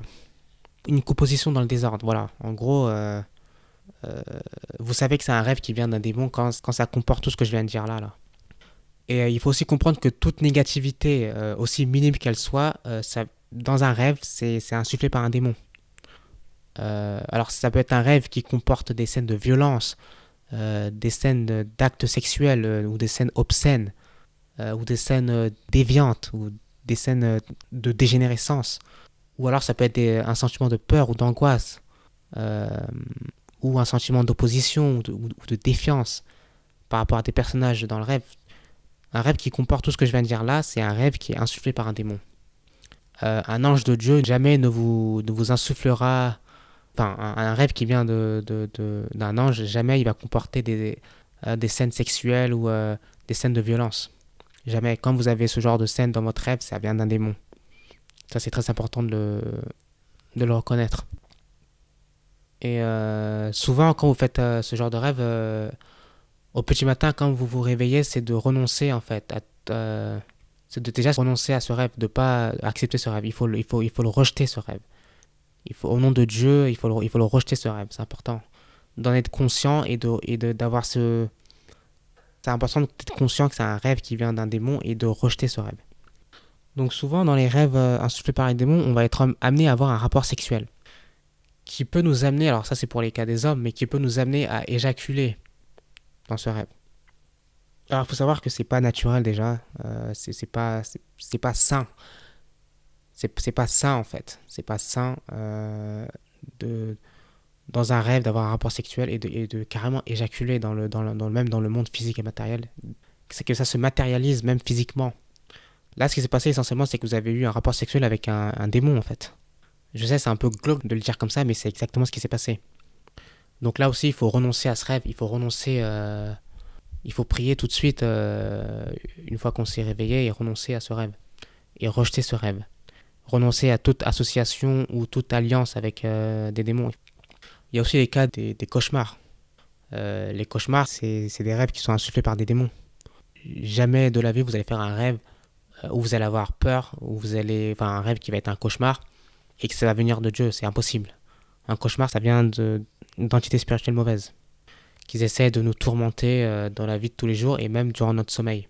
Un rêve qui sera insufflé par un ange ou un rêve qui nous vient de Dieu, il sera toujours enveloppé par une énergie positive. Il y aura une cohérence, le message, il y aura un message symbolique, métaphorique ou concret qui sera relativement clair à comprendre ou à interpréter. Le rêve, il aura une certaine authenticité aussi, il aura une profondeur, il aura une atmosphère neutre, bonne ou positive. Les personnages dans ces rêves, ça sera des personnages connus ou inconnus. Ça sera des gens de nos vies de tous les jours qu'on apprécie, ou des gens avec lesquels on partage les mêmes opinions, les mêmes avis, euh, avec lesquels on a la même vision des choses. Ça peut être des personnages qu'on n'a jamais croisés dans nos vies, ça peut être par exemple un écrivain qu'on apprécie, ou ça peut être une personnalité publique qu'on apprécie, avec lesquels on partage les mêmes opinions. Mais en gros, ça sera des gens avec qui on est relativement d'accord, avec qui on a les mêmes, on va dans le même sens, quoi. On va dans le même, on a les mêmes opinions. Ça sera des gens comme ça qu'on va croiser dans nos rêves. Ça sera des gens qu'on apprécie, des collègues de travail, par exemple, qu'on apprécie, des amis qu'on peut apprécier profondément. Ça sera des gens comme ça qu'on va croiser dans un rêve qui sera insufflé par un ange. Ça sera jamais des gens qu'on n'apprécie pas. Après, il se peut que dans le rêve insufflé par un ange, ou dans un rêve insufflé par un rêve qui nous vient de Dieu, il se peut qu'il y ait un personnage avec qui on va avoir un léger différent, ou un personnage avec qui il y aura une légère tension, mais ça sera souvent un personnage. Et de manière générale, le rêve, dans sa globalité, il va quand même comporter une atmosphère bonne et positive. Donc là, on sait que ça sera, quoi qu'il arrive, c'est un rêve qui nous vient de Dieu, en fait. Parce que souvent, la personne un peu avec laquelle on a un peu une tension, elle peut servir de contraste. Souvent, c'est pour nous expliquer quelque chose aussi. Ça sert aussi au message qu'on est censé comprendre dans ce rêve, qui nous vient des anges ou de Dieu. Par ailleurs, il est important de comprendre que dans ces rêves qui nous sont insufflés par des anges ou qui nous viennent de Dieu, on va se sentir dans notre rôle. Souvent, dans ces rêves en question, on va se sentir dans notre rôle. On va garder une certaine lucidité et une certaine logique. On va être capable de nous reconnaître. On va se reconnaître nous-mêmes dans ces rêves. Nos réactions, ça va être nos réactions. C'est comme ça qu'on aurait réagi. Même dans le monde réel, on aurait réagi comme ça, ou on aurait eu telle réaction. On va être capable de garder une certaine lucidité et on va être dans notre rôle, quoi. Ça va être nous dans le rêve. Sans pour autant se rendre compte que c'est un rêve. Mais dans le rêve en question, on va être capable de se reconnaître. Ce qui n'est pas le cas des rêves qui sont insufflés par les démons, parce que un rêve qui est insufflé par un démon, le démon, il va à la fois insuffler le rêve, mais il va aussi manipuler l'âme à laquelle le rêve il a insufflé. C'est pour ça que dans un rêve qui est insufflé par un démon, souvent on va se sentir un peu comme dans un état second dans le rêve en question, où on va se sentir être dans une réalité un peu parallèle. Il y aura une atmosphère bizarre en fait. C'est parce qu'en fait on est en fait dans un état second, parce que c'est ce que le démon il insuffle. Le démon il a aucune force quand on est dans notre état conscient. Il a besoin de nous manipuler ou de nous quelque part de nous amener à un état un peu dans un état de légèreté ou dans un état de conscience un peu partiel. Et ensuite, quand il nous a ramené dans cet état-là, il peut nous propager, il peut nous insuffler ce rêve. Mais c'est un rêve démoniaque, quoi. Donc en gros, si vous vous sentez un peu dans un état second, vous sentez que c'est un peu bizarre, le rapport à vous-même dans le rêve il est un peu bizarre, souvent c'est un rêve enfin dans la plupart des cas, c'est un rêve qui va être insufflé par un démon. Ça c'est aussi comme ça qu'on peut détecter. Mais ça va être subtil souvent, c'est pour ça que c'est important de bien déminer les choses et de bien discerner. L'autre chose aussi, et l'autre raison pour laquelle les démons ils vont nous insuffler des rêves, ça va être aussi de bloquer les communications que Dieu il a pour nous. Ça veut dire qu'on va difficilement pouvoir recevoir un rêve de Dieu si on a déjà un démon qui nous projette un rêve à la place. Donc le but c'est aussi de bloquer la communication avec Dieu. En gros c'est de nous garder dans un état d'ignorance aussi. C'est aussi nous garder dans un état très bas spirituellement. Parce que le démon ne va pas juste insuffler un rêve pour insuffler un rêve. Ça va être aussi pour nous garder dans un état bas, ça va être pour bloquer les communications qu'on est susceptible d'avoir avec Dieu, et c'est pour aussi souvent installer un climat de peur en nous, un climat de... voilà, une énergie mauvaise quoi, en nous. Donc voilà, ça va être de bloquer ou de camoufler les communications provenant d'anges ou de Dieu. Ça va être aussi de nous forcer à une alliance avec eux. Parce que un démon, il peut pas juste Souvent, les possessions démoniaques ou les influences démoniaques, elles se font par biais d'alliances. Mais c'est des alliances pour lesquelles nous, on est inconscient. Mais souvent, quand vous avez un rapport sexuel dans un rêve, vous l'avez avec un démon. Et le rapport sexuel, il sert d'alliance en fait. Donc le démon, il va pouvoir revenir. C'est pour ça que c'est important de renoncer. Quand vous vous réveillez le matin, vous renoncez à ce rêve. Il faut renoncer au nom de Dieu, il faut renoncer à ce rêve et renoncer à toute alliance avec des entités spirituelles mauvaises. Il faut prier Dieu pour la protection divine, pour que ces démons ils s'éloignent de vous, quoi. Souvent, ça va être pour pouvoir établir une alliance ou pouvoir renforcer une alliance qui a déjà été établie. Donc ces rêves insufflés par des démons, ils vont aussi servir à ça, quoi. Souvent aussi, dans un rêve insufflé par un démon, les personnages que vous allez croiser, ça va être des démons, mais les démons, ils prennent la forme de ces personnages-là dans le rêve. Donc, alors ce qui constitue une alliance avec un démon, ça peut être par exemple un personnage qui vous donne de l'argent, ou qui vous donne de la nourriture à manger dans le rêve, ou de la nourriture que vous allez manger dans le rêve. Tout ça, ça constitue une alliance avec des démons. Ou un personnage qui vous donne un objet. Tous ces personnages dans le rêve en question, c'est des démons, mais qui sont camouflés, qui sont déguisés, qui se font passer, qui prennent la forme de personnes que nous, on a croisées dans nos vies, ou de personnes qu'on connaît.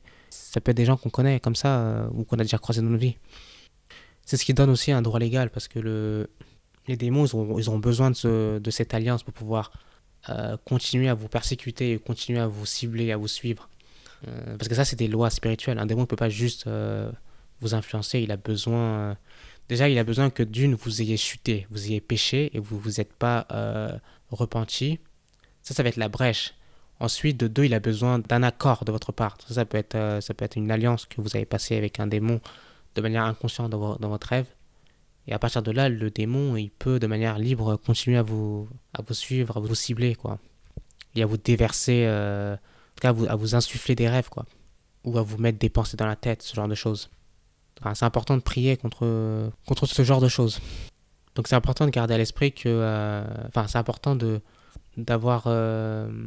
c'est important, une fois qu'on s'est réveillé d'un rêve qui était clairement... enfin, qu'on soupçonne en tout cas que ce rêve en question il a été insufflé par un démon, c'est important de tout de suite prier contre ce rêve et contre ce démon. Si on n'est pas sûr, bah c'est pas grave, mais il faut quand même prier. Il faut dire, bon bah Dieu, au nom de Dieu, si le rêve que j'ai vécu cette nuit, il a été insufflé par un démon, bah au nom de Dieu, je renonce à ce rêve et je refuse et je rejette ce rêve. Et je rejette cette entité démoniaque qui m'a insufflé ce rêve. Et je rejette toute association ou alliance avec ce démon.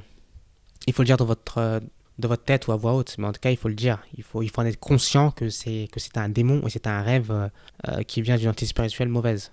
Si vous avez fait un cauchemar ou si vous avez eu un rapport sexuel dans votre rêve, si vous avez eu un rêve où c'est un rêve qui était clairement négatif, quoi, ou qui était chargé négativement, c'est un rêve où vous avez eu peur. Vous avez eu un peu... vous vous êtes senti rempli d'angoisse. C'est un rêve, voilà, où il y avait de la tension avec quelqu'un, où vous étiez sur le point de vous battre avec quelqu'un. C'est des rêves qui sont insufflés par les démons. Et si vous, dans ce rêve en question, vous avez accepté une somme d'argent qu'on vous a donnée, ou vous avez mangé de la nourriture qu'on vous a donnée, il faut renoncer, il faut rejeter, en fait. Parce que ça constitue une alliance avec des entités mauvaises. Alors je sais, ce que je dis, ça peut paraître un peu étrange, mais je vous jure que c'est comme ça que c'est, en fait. C'est comme ça que les démons, ils opèrent, hein. Ils opèrent par dissimulation et par camouflage. Donc moi, je fais que réitérer ce qui est, quoi. Tout simplement.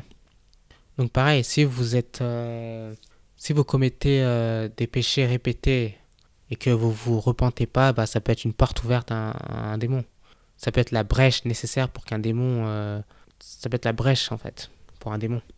Parce que les démons, initialement, ils auront besoin d'une fissure, ils auront besoin d'une petite brèche pour pouvoir s'immiscer. Et de là, bah, ils vont pouvoir après se propager. Mais initialement, ils ont besoin de... Voilà. Et ce qui constitue cette brèche ou cette fissure, ça va être des péchés, par exemple, répétés. Ça va être, donc si vous vous repentez pas et que vous êtes constamment dans le péché, ben, ça peut constituer une brèche. Et cette brèche, c'est une opportunité pour les démons. Eux, ils attendent que ça. Maintenant, le pire que vous pouvez faire, le pire que vous pouvez commettre, c'est de vénérer ou de prier une entité spirituelle mauvaise. Un démon, quoi. Ou d'avoir contracté activement une alliance avec un ou des démons, que vous en êtes conscient ou inconscient. Ce genre de cas de figure, ça peut prendre la forme d'un marabout ou d'une voyante que vous consultez. Alors ce marabout ou cette voyante en question, elle est en réalité possédée par un démon, dans ce cas de figure. Et consulter cette voyante ou ce marabout, ça constitue en soi un acte d'idolâtrie et la croyance en un autre Dieu que le Dieu créateur de toutes choses. Et ça, c'est la pire des choses que vous pouvez faire. Et ça, en soi, c'est une infraction, c'est la plus grande infraction, en fait, des lois divines, des lois spirituelles, quoi. C'est la plus grande infraction que vous pouvez commettre. Et là, en fait, ce qui se passe, c'est qu'essentiellement, quand vous consultez un autre Dieu ou quand vous êtes dans l'idolâtrie, et ben, essentiellement, ce que vous faites, c'est que vous êtes en train d'ouvrir grandes, vous êtes en train d'ouvrir grandes les portes du règne démoniaque sur vous et sur votre famille. Parce que vous ne pouvez plus être protégé par Dieu. Dieu ne peut plus vous protéger, c'est impossible. Parce que c'est une loi divine, en fait. Quand vous préférez un autre Dieu que le Dieu qui vous a créé, Dieu, il vous lâche. Parce que Dieu respecte votre choix. C'est un choix que vous faites. Dieu, il respecte. Et Dieu, il ne va pas avoir de la pitié pour vous, non. À partir du moment où vous avez... à partir du moment où vous avez posé le genou à terre pour un autre Dieu, vous êtes en train de vénérer et prier un autre Dieu, Dieu, il vous lâche. Maintenant, c'est ce Dieu-là cette personne ou cette entité, elle devient votre Dieu. Dieu, lui, vous lâche. Et quand il vous lâche, vous êtes cueilli par les démons, en fait. Quand Dieu vous lâche, vous êtes cueilli par les démons. Donc souvent, les gens, ils se rendent pas compte, mais aller voir une voyante, ça constitue un acte d'idolâtrie. Hein. Je sais, c'est dur à comprendre, mais parce que d'un point de vue spirituel, c'est comme si vous allez voir un autre Dieu. C'est comme si vous faites de cette voyante un Dieu, en fait. Ou de ce marabout un Dieu. Et en plus, souvent les gens qui ont un don de voyance, c'est pas des gens qui vont... Alors après, je dis pas que tous les gens qui ont un don de voyance et qui ont un cabinet de voyance sont des gens qui sont possédés par des démons. Mais souvent, c'est avec dur de discerner. Donc moi, je vous le dis clairement, dans le bénéfice du doute, moi, je vous le dis de jamais aller voir de voyante ou de marabout. Parce que souvent, souvent l'œil spirituel qu'ils ont, en fait, c'est un démon qui leur procure cet œil spirituel. Ou cette connaissance. C'est un démon. Et à partir du moment où vous allez voir cette voyante et vous établissez un lien avec cette voyante, et que la voyante, elle vous dit de faire telle ou telle chose, c'est-à-dire elle va vous passer un peu, je sais pas, de l'eau bénite par exemple, mais c'est de l'eau, en fait c'est de l'eau démoniaque. Elle vous dit, bon, ou le marabout par exemple, il vous dit, bon, il faut en mettre un peu sur la nuque, ou avant de dormir, il faut en mettre un peu... en fait, ce que vous êtes en train de faire essentiellement, c'est sceller l'alliance avec un démon. C'est ça que vous êtes en train de faire. Quand une voyante qui est possédée par un démon, ou un marabout qui est possédé par un démon vous donne des instructions à faire, dans le but soi-disant de vous protéger ou d'amener sur vous la chance et la positivité ou la protection de Dieu, souvent ce que vous faites, c'est que vous êtes en train de conclure une alliance avec un démon. Parce que comme je l'ai dit, mais je vais le répéter, tout ça c'est camouflé. Les démons, ils vont jamais se présenter comme étant un démon qui a envie de vous faire du mal. Ça va être présenté, ça va être dissimulé en une voyante qui vous dit, voilà, si vous voulez la protection et le bonheur et la chance, bah faites ça. Prenez cette eau et mettez-en sur votre nuque ou sur vos poignets avant de vous coucher. Et en fait, c'est une alliance que vous êtes en train de constituer là. Et quand vous faites ça, bah, en fait, vous êtes en train de pacter avec une autre divinité que Dieu. Et en gros, vous êtes en train de vénérer un autre Dieu que le Dieu créateur de toutes choses. Et vous êtes dans l'idolâtrie aussi. Et Dieu, il vous lâche. Et alors, c'est triste parce que dans pas mal de pays, ce que eux ils vont considérer comme des coutumes ancestrales ou des pratiques culturelles, en fait, c'est des pratiques démoniaques, souvent. Et souvent, ils vont confondre ces pratiques avec la pratique d'une religion abrahamique. Ils vont mêler les deux ensemble. Et ils vont pas comprendre les malheurs qui leur arrivent en permanence. Parce eux, ils vont avoir le sentiment d'avoir été pieux et d'être restés dans le droit chemin. Mais en fait, non. Ils vont pas se rendre compte que le fait d'avoir été aller voir un marabout ou une voyante, ça constitue un acte d'idolâtrie, ça constitue une alliance avec une autre divinité. Et Dieu, il vous lâche. Dieu, il peut plus vous protéger. Il va falloir se défaire de cette alliance. C'est pas Dieu qui va la défaire pour vous, c'est à vous de la défaire. Il y a des gens, ils vont mourir comme ça. C'est-à-dire qu'il y a des gens, c'est fini quoi. Dieu, il peut plus rien faire. Dieu, il peut vous guider tant que vous faites des erreurs, vous faites des péchés. Mais il y a des péchés qui sont plus des péchés. C'est des actes c'est des actes d'une portée tellement grande. Et c'est un affront qui est tellement fort que Dieu, il peut plus rien faire en fait. Parce que quand vous allez prier une autre divinité, Dieu il vous lâche. Donc quand il vous lâche, il vous lâche quoi. Après, que vous vous en rendez compte ou pas, là n'est pas la question en fait. Que vous ayez été induit en erreur, là n'est pas la question en fait. Le fait est que vous avez conclu un accord et une alliance avec un démon, c'est bon. Dieu il peut plus rien faire. Donc c'est pour ça que c'est important de discerner les choses et il faut faire très attention.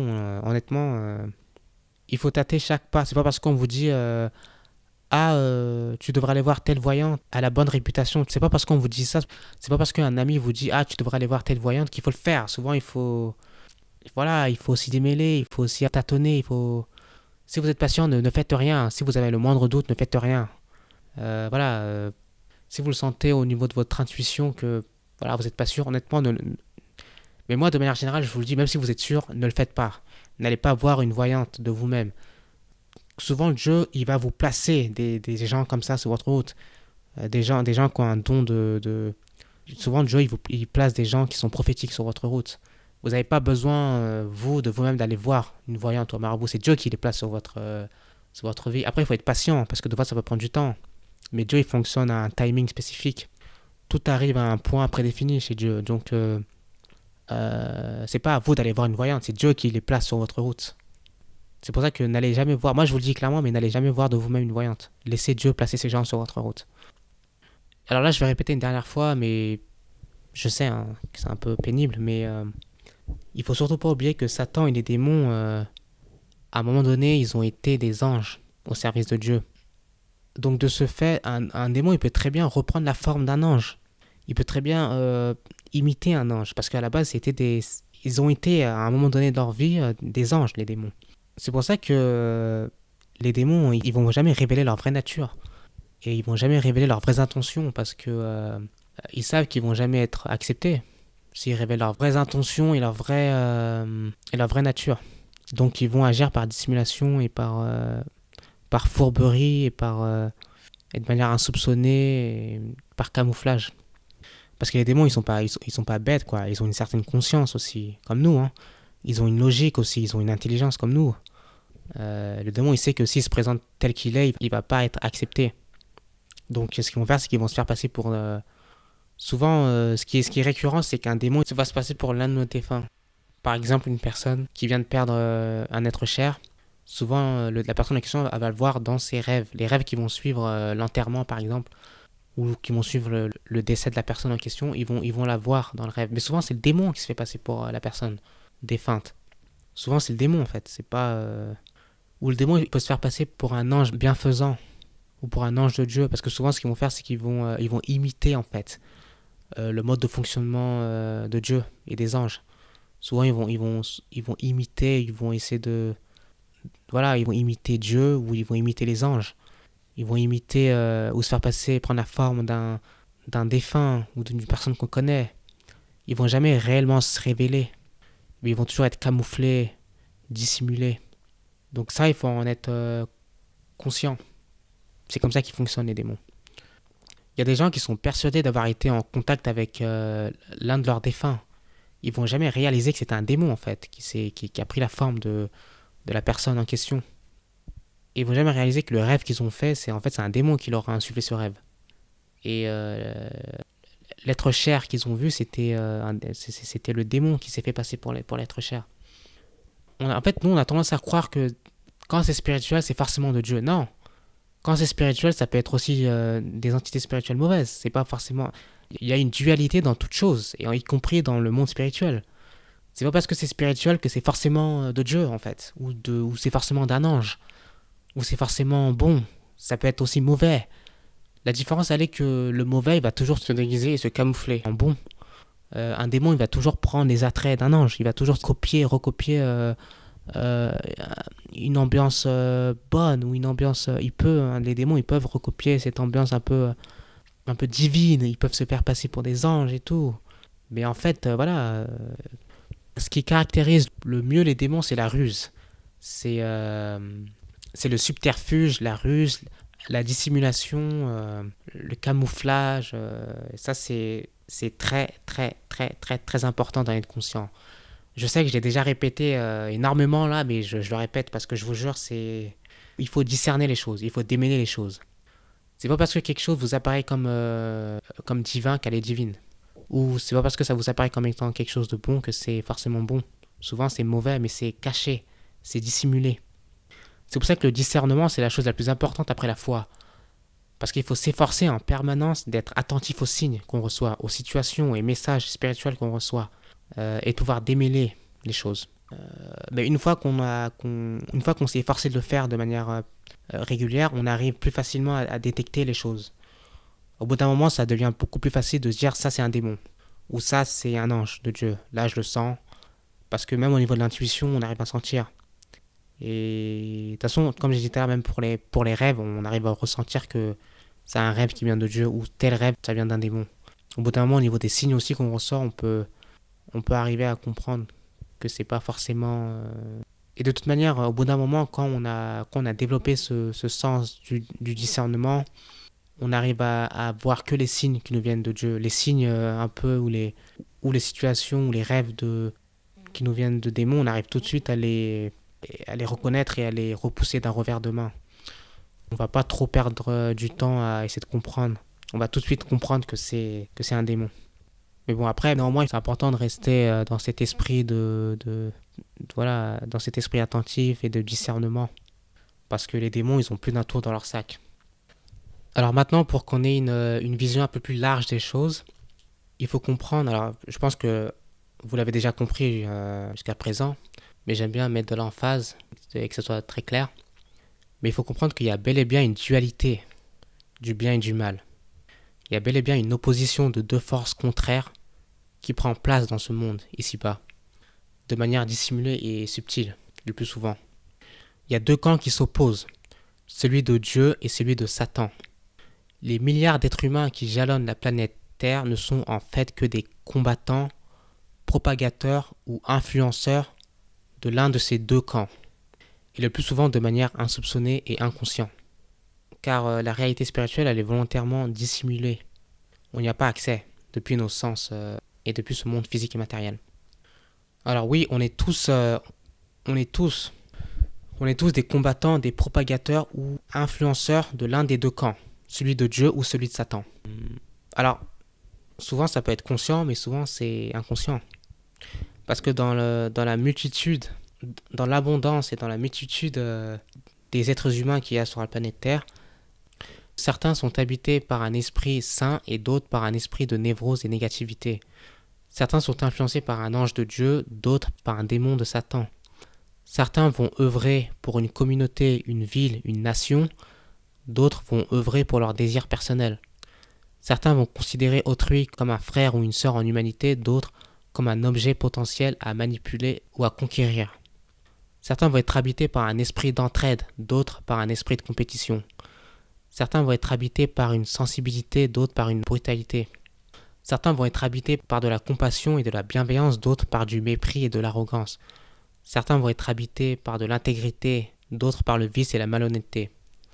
Donc ça, c'est un peu des exemples qui montrent bien qu'il y a bel et bien une dualité en fait. On n'est pas juste nous-mêmes, on est aussi influencé, où on arbore en nous une certaine énergie ou une vibration spirituelle qui fait qu'on va agir pour l'un des deux camps en fait. Par défaut, on ne peut pas être neutre. On agit soit pour un camp ou soit pour l'autre.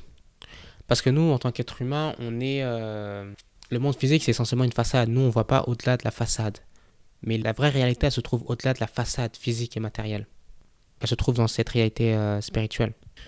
Et c'est au-delà de cette façade physique et matérielle que les vrais enjeux se jouent. Et c'est à ce niveau-là que tout se passe réellement. On n'est pas juste bienveillant parce qu'on aime bien le fait d'être bienveillant. On est bienveillant parce qu'au fond de nous, on abrite cette énergie de bienveillance. On n'est pas juste arrogant parce qu'on aime bien ce trait de caractère de l'arrogance. C'est parce qu'au fond de nous, on abrite cet esprit d'arrogance. Voilà, ça c'est ce que nous, on est capable de voir depuis notre monde physique et matériel, depuis cette réalité de façade. Mais au-delà de la façade, c'est là où les vrais enjeux se trouvent et c'est là où les ficelles elles sont tirées, quoi. C'est là où les entités spirituelles elles tirent les ficelles. Tu vois, que ça peut être un ange ou ça peut être un démon, mais c'est là où que tout se passe, quoi. C'est là aussi que c'est dans cette réalité qui se trouve au-delà de cette façade physique et matérielle. C'est là que se font et se défont les situations, les événements, les rencontres qu'on fait, les personnes qui sont mises sur notre route. Quand il y a un attentat, par exemple, quand il y a un attentat islamiste ou quand il y a un attentat tout court, il faut garder à l'esprit que tout ça, ça s'est opéré de manière spirituelle avant. Il y a des démons qui tirent les ficelles, qui influencent certaines personnes, par exemple. Mais ça marche aussi de l'autre côté. Souvent, il y a des anges qui vont placer dans nos vies des personnes qu'on va rencontrer. On ne les a pas rencontrées par hasard, ou on n'a pas traversé telle situation par hasard. Ça a été influencé par des anges, par Dieu. Donc il n'y a pas de neutralité, il y a une dualité. Et tous autant que nous sommes, nous êtres humains, on agit pour un camp ou pour l'autre. Donc la réalité de notre vie de tous les jours n'est en fait que la version aseptisée et ultra simplifiée de la réalité qui se trouve au-delà de cette façade physique et matérielle. Voilà. Maintenant, pour faire le lien avec cette dualité et le fait qu'il y ait deux camps, celui de Dieu et celui de Satan, il y a aussi deux récompenses immédiates dans ce monde. Il y a celle de la chair, c'est-à-dire le plus souvent ça va être la dopamine, entre autres, mais le plus souvent ça va être la dopamine. Et il y a celle de l'âme. Donc il y a deux récompenses immédiates dans ce monde. Celle de la chair, la dopamine, entre autres, et celle de l'âme. Alors l'une est plus susceptible de se déclencher après une séance de masturbation ou après avoir réussi à manipuler une personne avec succès. L'autre sera plus susceptible de se déclencher après avoir donné une partie de son salaire à un SDF qu'on croise régulièrement, par exemple. Donc là, je pense que vous avez compris quelle récompense correspond à quel acte, plus ou moins. Et avec avec ces deux aspects, on peut discerner, juste en observant les gens, leurs réactions, leurs intérêts et sujets de conversation, leur manière de traiter autrui. On peut discerner qui est habité par quel type d'énergie ou esprit et qui est inconsciemment à la recherche de quel type de récompense, celle de la chair ou celle de l'âme. Parce que c'est vrai que quand on y pense, quand tu fais une bonne action, quand tu vas donner de l'argent à un SDF, ça va te remplir d'une positivité. Mais ça, c'est la récompense de l'âme. Tu vois, tu vas pas faire forcément ce que toi, personnellement, tu voulais faire. Tu vas faire ce qui était juste de te faire. Des fois, ça peut te coûter de faire ce qui était juste de te faire. Mais quand tu fais ce qui est juste et ce qui est bon de faire, tu vas être rempli par une positivité qui va te gagner. Mais ça, c'est la récompense de l'âme. A contrario de la récompense de la chair, qui est la dopamine, qui est en fait une récompense de bas étage. C'est une récompense de basse vibration. C'est la récompense de la chair. Quand une âme elle est attachée à cette récompense-là, on peut être sûr que c'est une âme qui est qui est spirituellement très basse, en fait. Tu peux pas être à la fois être élevé spirituellement et être accroché à cette récompense de la chair qui est la dopamine, entre autres. Mais le plus souvent, c'est la dopamine, quoi. Et les démons, ils utilisent ça pour pouvoir tenir en laisse pas mal de personnes. Ils utilisent parce qu'ils sont capables de déclencher cette récompense. Ils sont capables de manifester cette dopamine, les démons. Et souvent, un démon, ce qu'il fait, c'est que quand il manipule une personne, il déclenche cette dopamine que lorsque la personne elle va dégrader une autre personne ou que lorsque la personne elle va manifester son mépris, son arrogance et sa haine pour une autre personne. C'est à ce moment-là que la dopamine va être libérée. Souvent, une personne narcissique elle va se sentir très bien quand elle aura humilié une autre personne. C'est souvent le cas. On peut l'observer sur une personne narcissique et elle est gagnée par une positivité. On voit sur son visage qu'il y a on peut le voir aussi par ce sourire narquois qui est très révélateur en fait. On va souvent voir un sourire au coin des lèvres du narcissique quand il vient de dégrader une personne ou quand il vient d'humilier une personne ou quand il vient quand il vient de dégrader ou quand il vient de déverser une énergie négative sur une personne. On peut l'observer on peut constater qu'il y a de la dopamine qui est libérée. Mais c'est parce que c'est le démon qui maîtrise cette dopamine. C'est le démon qui décide de la déclencher ou de ne pas la déclencher. Et par un jeu de manifestation de certaines émotions et de certaines biochimies, le démon il peut parfaitement posséder une personne. Mais c'est comme ça que les possessions se manifestent physiquement. Comme j'ai dit plus tôt, mais c'est comme ça que ça se fait.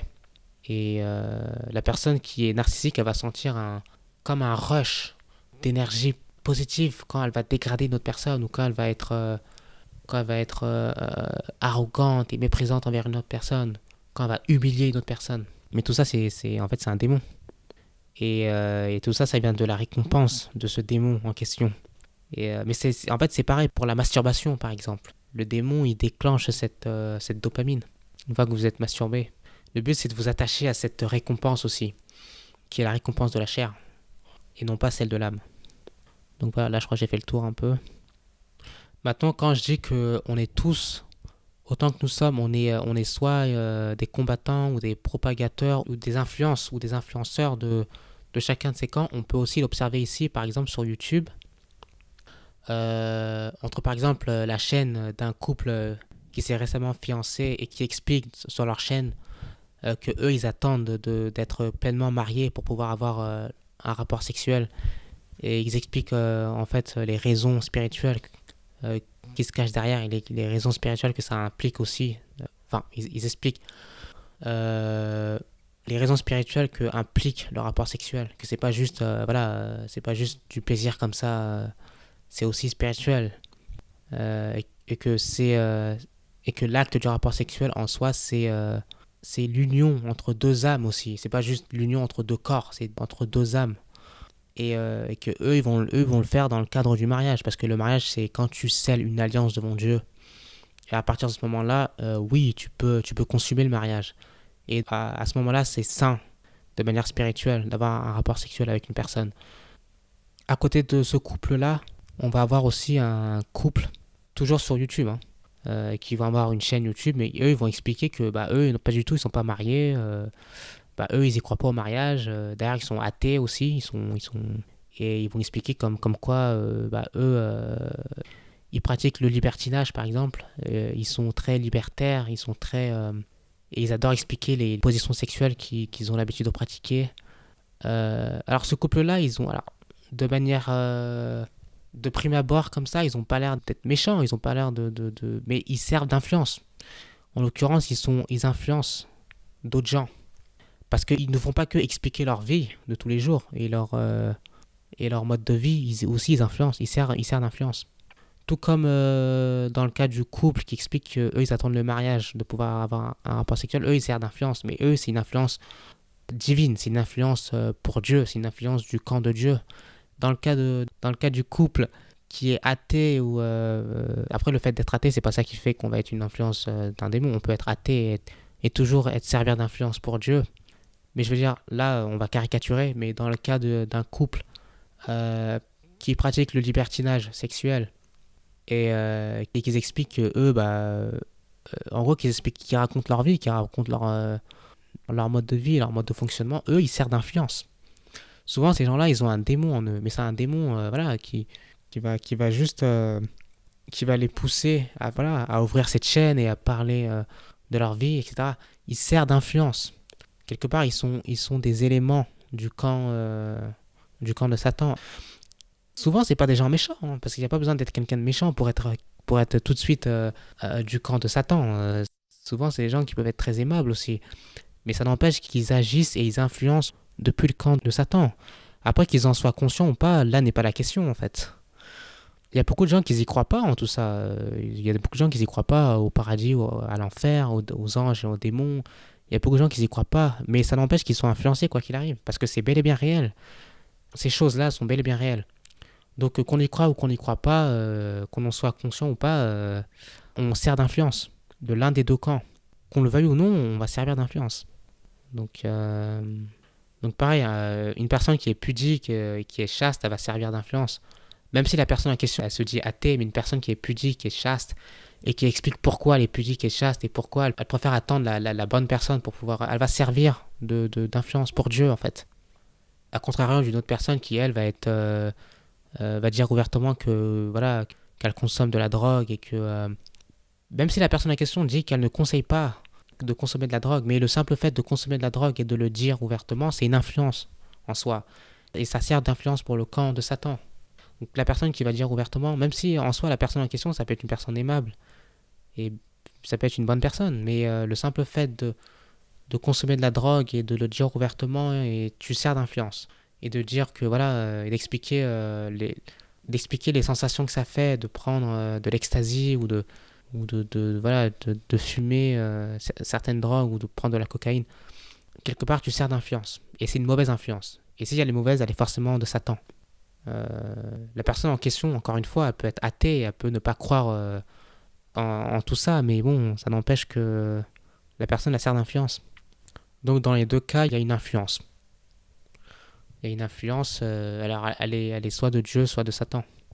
Elle est soit des anges de Dieu, soit des démons de Satan. L'influence, elle peut être très subtile, elle peut être très légère en fait. Ça peut être une influence extrêmement légère, mais elle est là en fait. Elle est là. Donc, parce qu'en fait, ce qui se passe réellement, c'est qu'il y a une guerre d'influence qui s'opère. Hein. Il s'agit aussi de savoir, il s'agit de savoir qui va basculer d'un côté ou de l'autre, qui va rester du bon côté et qui va être trompé vers la fausse route et qui va être guidé vers le droit chemin ou qui va être guidé vers le mauvais chemin. Voilà, après, il y a cette dualité de ces deux influences, elles nous est partout, elles sont tout autour de nous. Des magazines qu'on lit, des films qu'on regarde, des séries qu'on suit, des affiches publicitaires qu'on voit dans le métro par exemple, des personnalités publiques qu'on suit, de la musique qu'on écoute, des articles ou produits qu'on achète, des spots publicitaires à la télé, des camarades de classe qu'on a eu à l'école ou de nos collègues. Cette influence, elle se trouve partout, tout autour de nous. Ou du style vestimentaire qu'on décide d'adopter, cette influence, elle se trouve partout. Et il y a bel et bien une dualité, donc elle peut être soit bonne ou soit mauvaise. Souvent, les gens qu'on croise dans nos vies, ils vont avoir une influence sur nous bonne. Souvent, les gens, en fait, juste leur essence, ça va être une bonne influence. Parce qu'une personne qui abrite en elle un esprit sain et un esprit bon, elle va être une bonne influence sur nous. À contrario d'une personne qui abrite en elle un esprit mauvais, ça va être une mauvaise influence sur nous. Maintenant, ça ne veut pas forcément dire que la personne va nous entraîner dans un mauvais chemin. Souvent, la mauvaise influence, ça peut être juste le fait d'être drainé ou de sentir notre énergie nous quitter. Quand vous êtes face à une personne qui est extrêmement négative, même si elle n'est pas frontalement négative contre vous, le simple fait d'être à côté d'une personne qui râle en permanence ou qui est désagréable ou qui est grincheuse, ça peut nous drainer en fait. Ça peut avoir un effet négatif sur nous. À contrario d'une personne qui est extrêmement joyeuse tout le temps et qui rigole souvent, même si la personne elle rigole pas avec nous ou la personne elle est de l'autre côté de la pièce, mais le simple fait d'entendre son rire en permanence ou d'entendre sa bonne humeur, c'est une bonne influence en fait. Et cette personne-là, sans se rendre compte, elle propage l'Esprit Saint autour d'elle. C'est aussi ça l'influence. Quand je dis que l'influence, elle est de l'un des deux côtés, ça peut être ça aussi. Ça peut être aussi simple que ça en fait. Donc cette guerre d'influence, elle concerne aussi la réalité dans laquelle, la réalité qui va être imposée. Elle concerne la réalité elle-même en soi. À savoir qui va pouvoir imposer sa version de la réalité, sa notion du bien et du mal, sa notion du normal et de l'anormal, sa notion de l'extrême et du convenable, sa notion ou sa version de l'acceptable et de l'inacceptable, de la morale et de l'immorale, etc., etc. Alors, les gens les plus perdus de ce monde, souvent, ça va être des gens qui sont ancrés profondément dans cette réalité physique et matérielle, dans cette réalité de façade. Des gens qui ne voient pas au-delà de cette réalité de façade. Ça va être les gens qui vont être les plus perdus de ce monde. Les gens les plus éveillés et les plus conscients d'entre nous, ils vont avoir à la fois un pied dans ce monde physique et matériel et un autre dans cette réalité spirituelle. Sans réellement la voir ou la percevoir, mais ils savent qu'elle existe. Donc ils ont déjà un pied dedans. Et ça, c'est les gens les plus éveillés, les plus conscients de ce monde. C'est les gens qui sont dotés de cet esprit de discernement, parce qu'ils arrivent à comprendre les choses. Voilà, ils arrivent à voir au-delà de la façade physique et matérielle dans laquelle nous vivons. Et ils arrivent à démêler les choses. Souvent, ces gens-là, ils arrivent à ressentir l'énergie qui se cache derrière les choses. C'est pas parce qu'une personne arrive devant vous et vous dit bonjour avec un sourire que forcément elle est là pour votre bien, ou forcément, souvent on arrive à détecter l'énergie aussi des gens derrière. Mais souvent, les gens les plus éveillés d'entre nous, c'est les gens qui vont être discrets. C'est pas qu'ils vont se cacher, mais quand tu as compris les vrais enjeux de cette vie et les vrais enjeux de la réalité, et quand tu arrives à saisir les choses telles qu'elles sont réellement, tu vas pas essayer de t'imposer, parce que tu sais qu'il y a un combat qui s'opère en fait. Il y a des gens qu'on peut pas persuader en fait. Il y a des gens qui sont tellement souvent il y a des gens, ils abritent en eux des quantités astronomiques de démons. Il y a des gens qui sont possédés à un tel point que tu peux pas raisonner avec eux. C'est une perte de temps, une perte d'énergie. Et ces gens-là aussi, ils ont compris que le monde du show business, le monde des médias, il est essentiellement dans les mains de démons. Souvent, quand tu allumes la télé, c'est des démons que tu vois. Quand tu vois l'influence qu'il y a dans dans les médias, dans le show business, c'est essentiellement des démons en fait. Donc souvent tu vas pas perdre ton temps. Tu sais que souvent le monde du show business, etc., c'est un monde qui est entre les mains d'une influence mauvaise. Donc en gros, c'est entre les mains de Satan et des démons. Et ça, c'est quelque chose que tu es capable de reconnaître quand tu as ce sens du discernement. Et quand tu avances en démêlant les choses, et quand tu as un pied dans cette réalité physique et un autre dans ce monde spirituel. Il y a des gens, ils sont complètement entraînés par ce monde du show business. Il y a des gens, ils réalisent pas que c'est une mauvaise influence, par exemple. Parce que eux, ils voient pas au-delà. Eux, ils suivent la récompense de la chair, de la dopamine. Ils suivent tout ça, quoi. Ils suivent... c'est des gens qui ne sont pas éveillés. Après, bon, une personne comme ça peut finir par s'éveiller au bout d'un moment. Et Dieu merci, il y a des gens qui finissent par s'éveiller et changer leurs habitudes et renoncer à plein de choses qu'ils avaient l'habitude de faire ou à plein de choses qu'ils avaient l'habitude de suivre. Ces gens qui finissent par éteindre leur télé, etc., ils finissent par changer. Il y a un changement profond qui s'opère, spirituel. Mais il y en a d'autres qui restent ancrés dans ce monde physique et que dans ce monde physique. Et ils vont finir par mourir comme ça. Ils vont jamais réellement se défaire de cette influence démoniaque. Ce qui est triste. Donc voilà, c'est tout pour cette vidéo. Et je vous dis à la prochaine et portez-vous bien. À plus.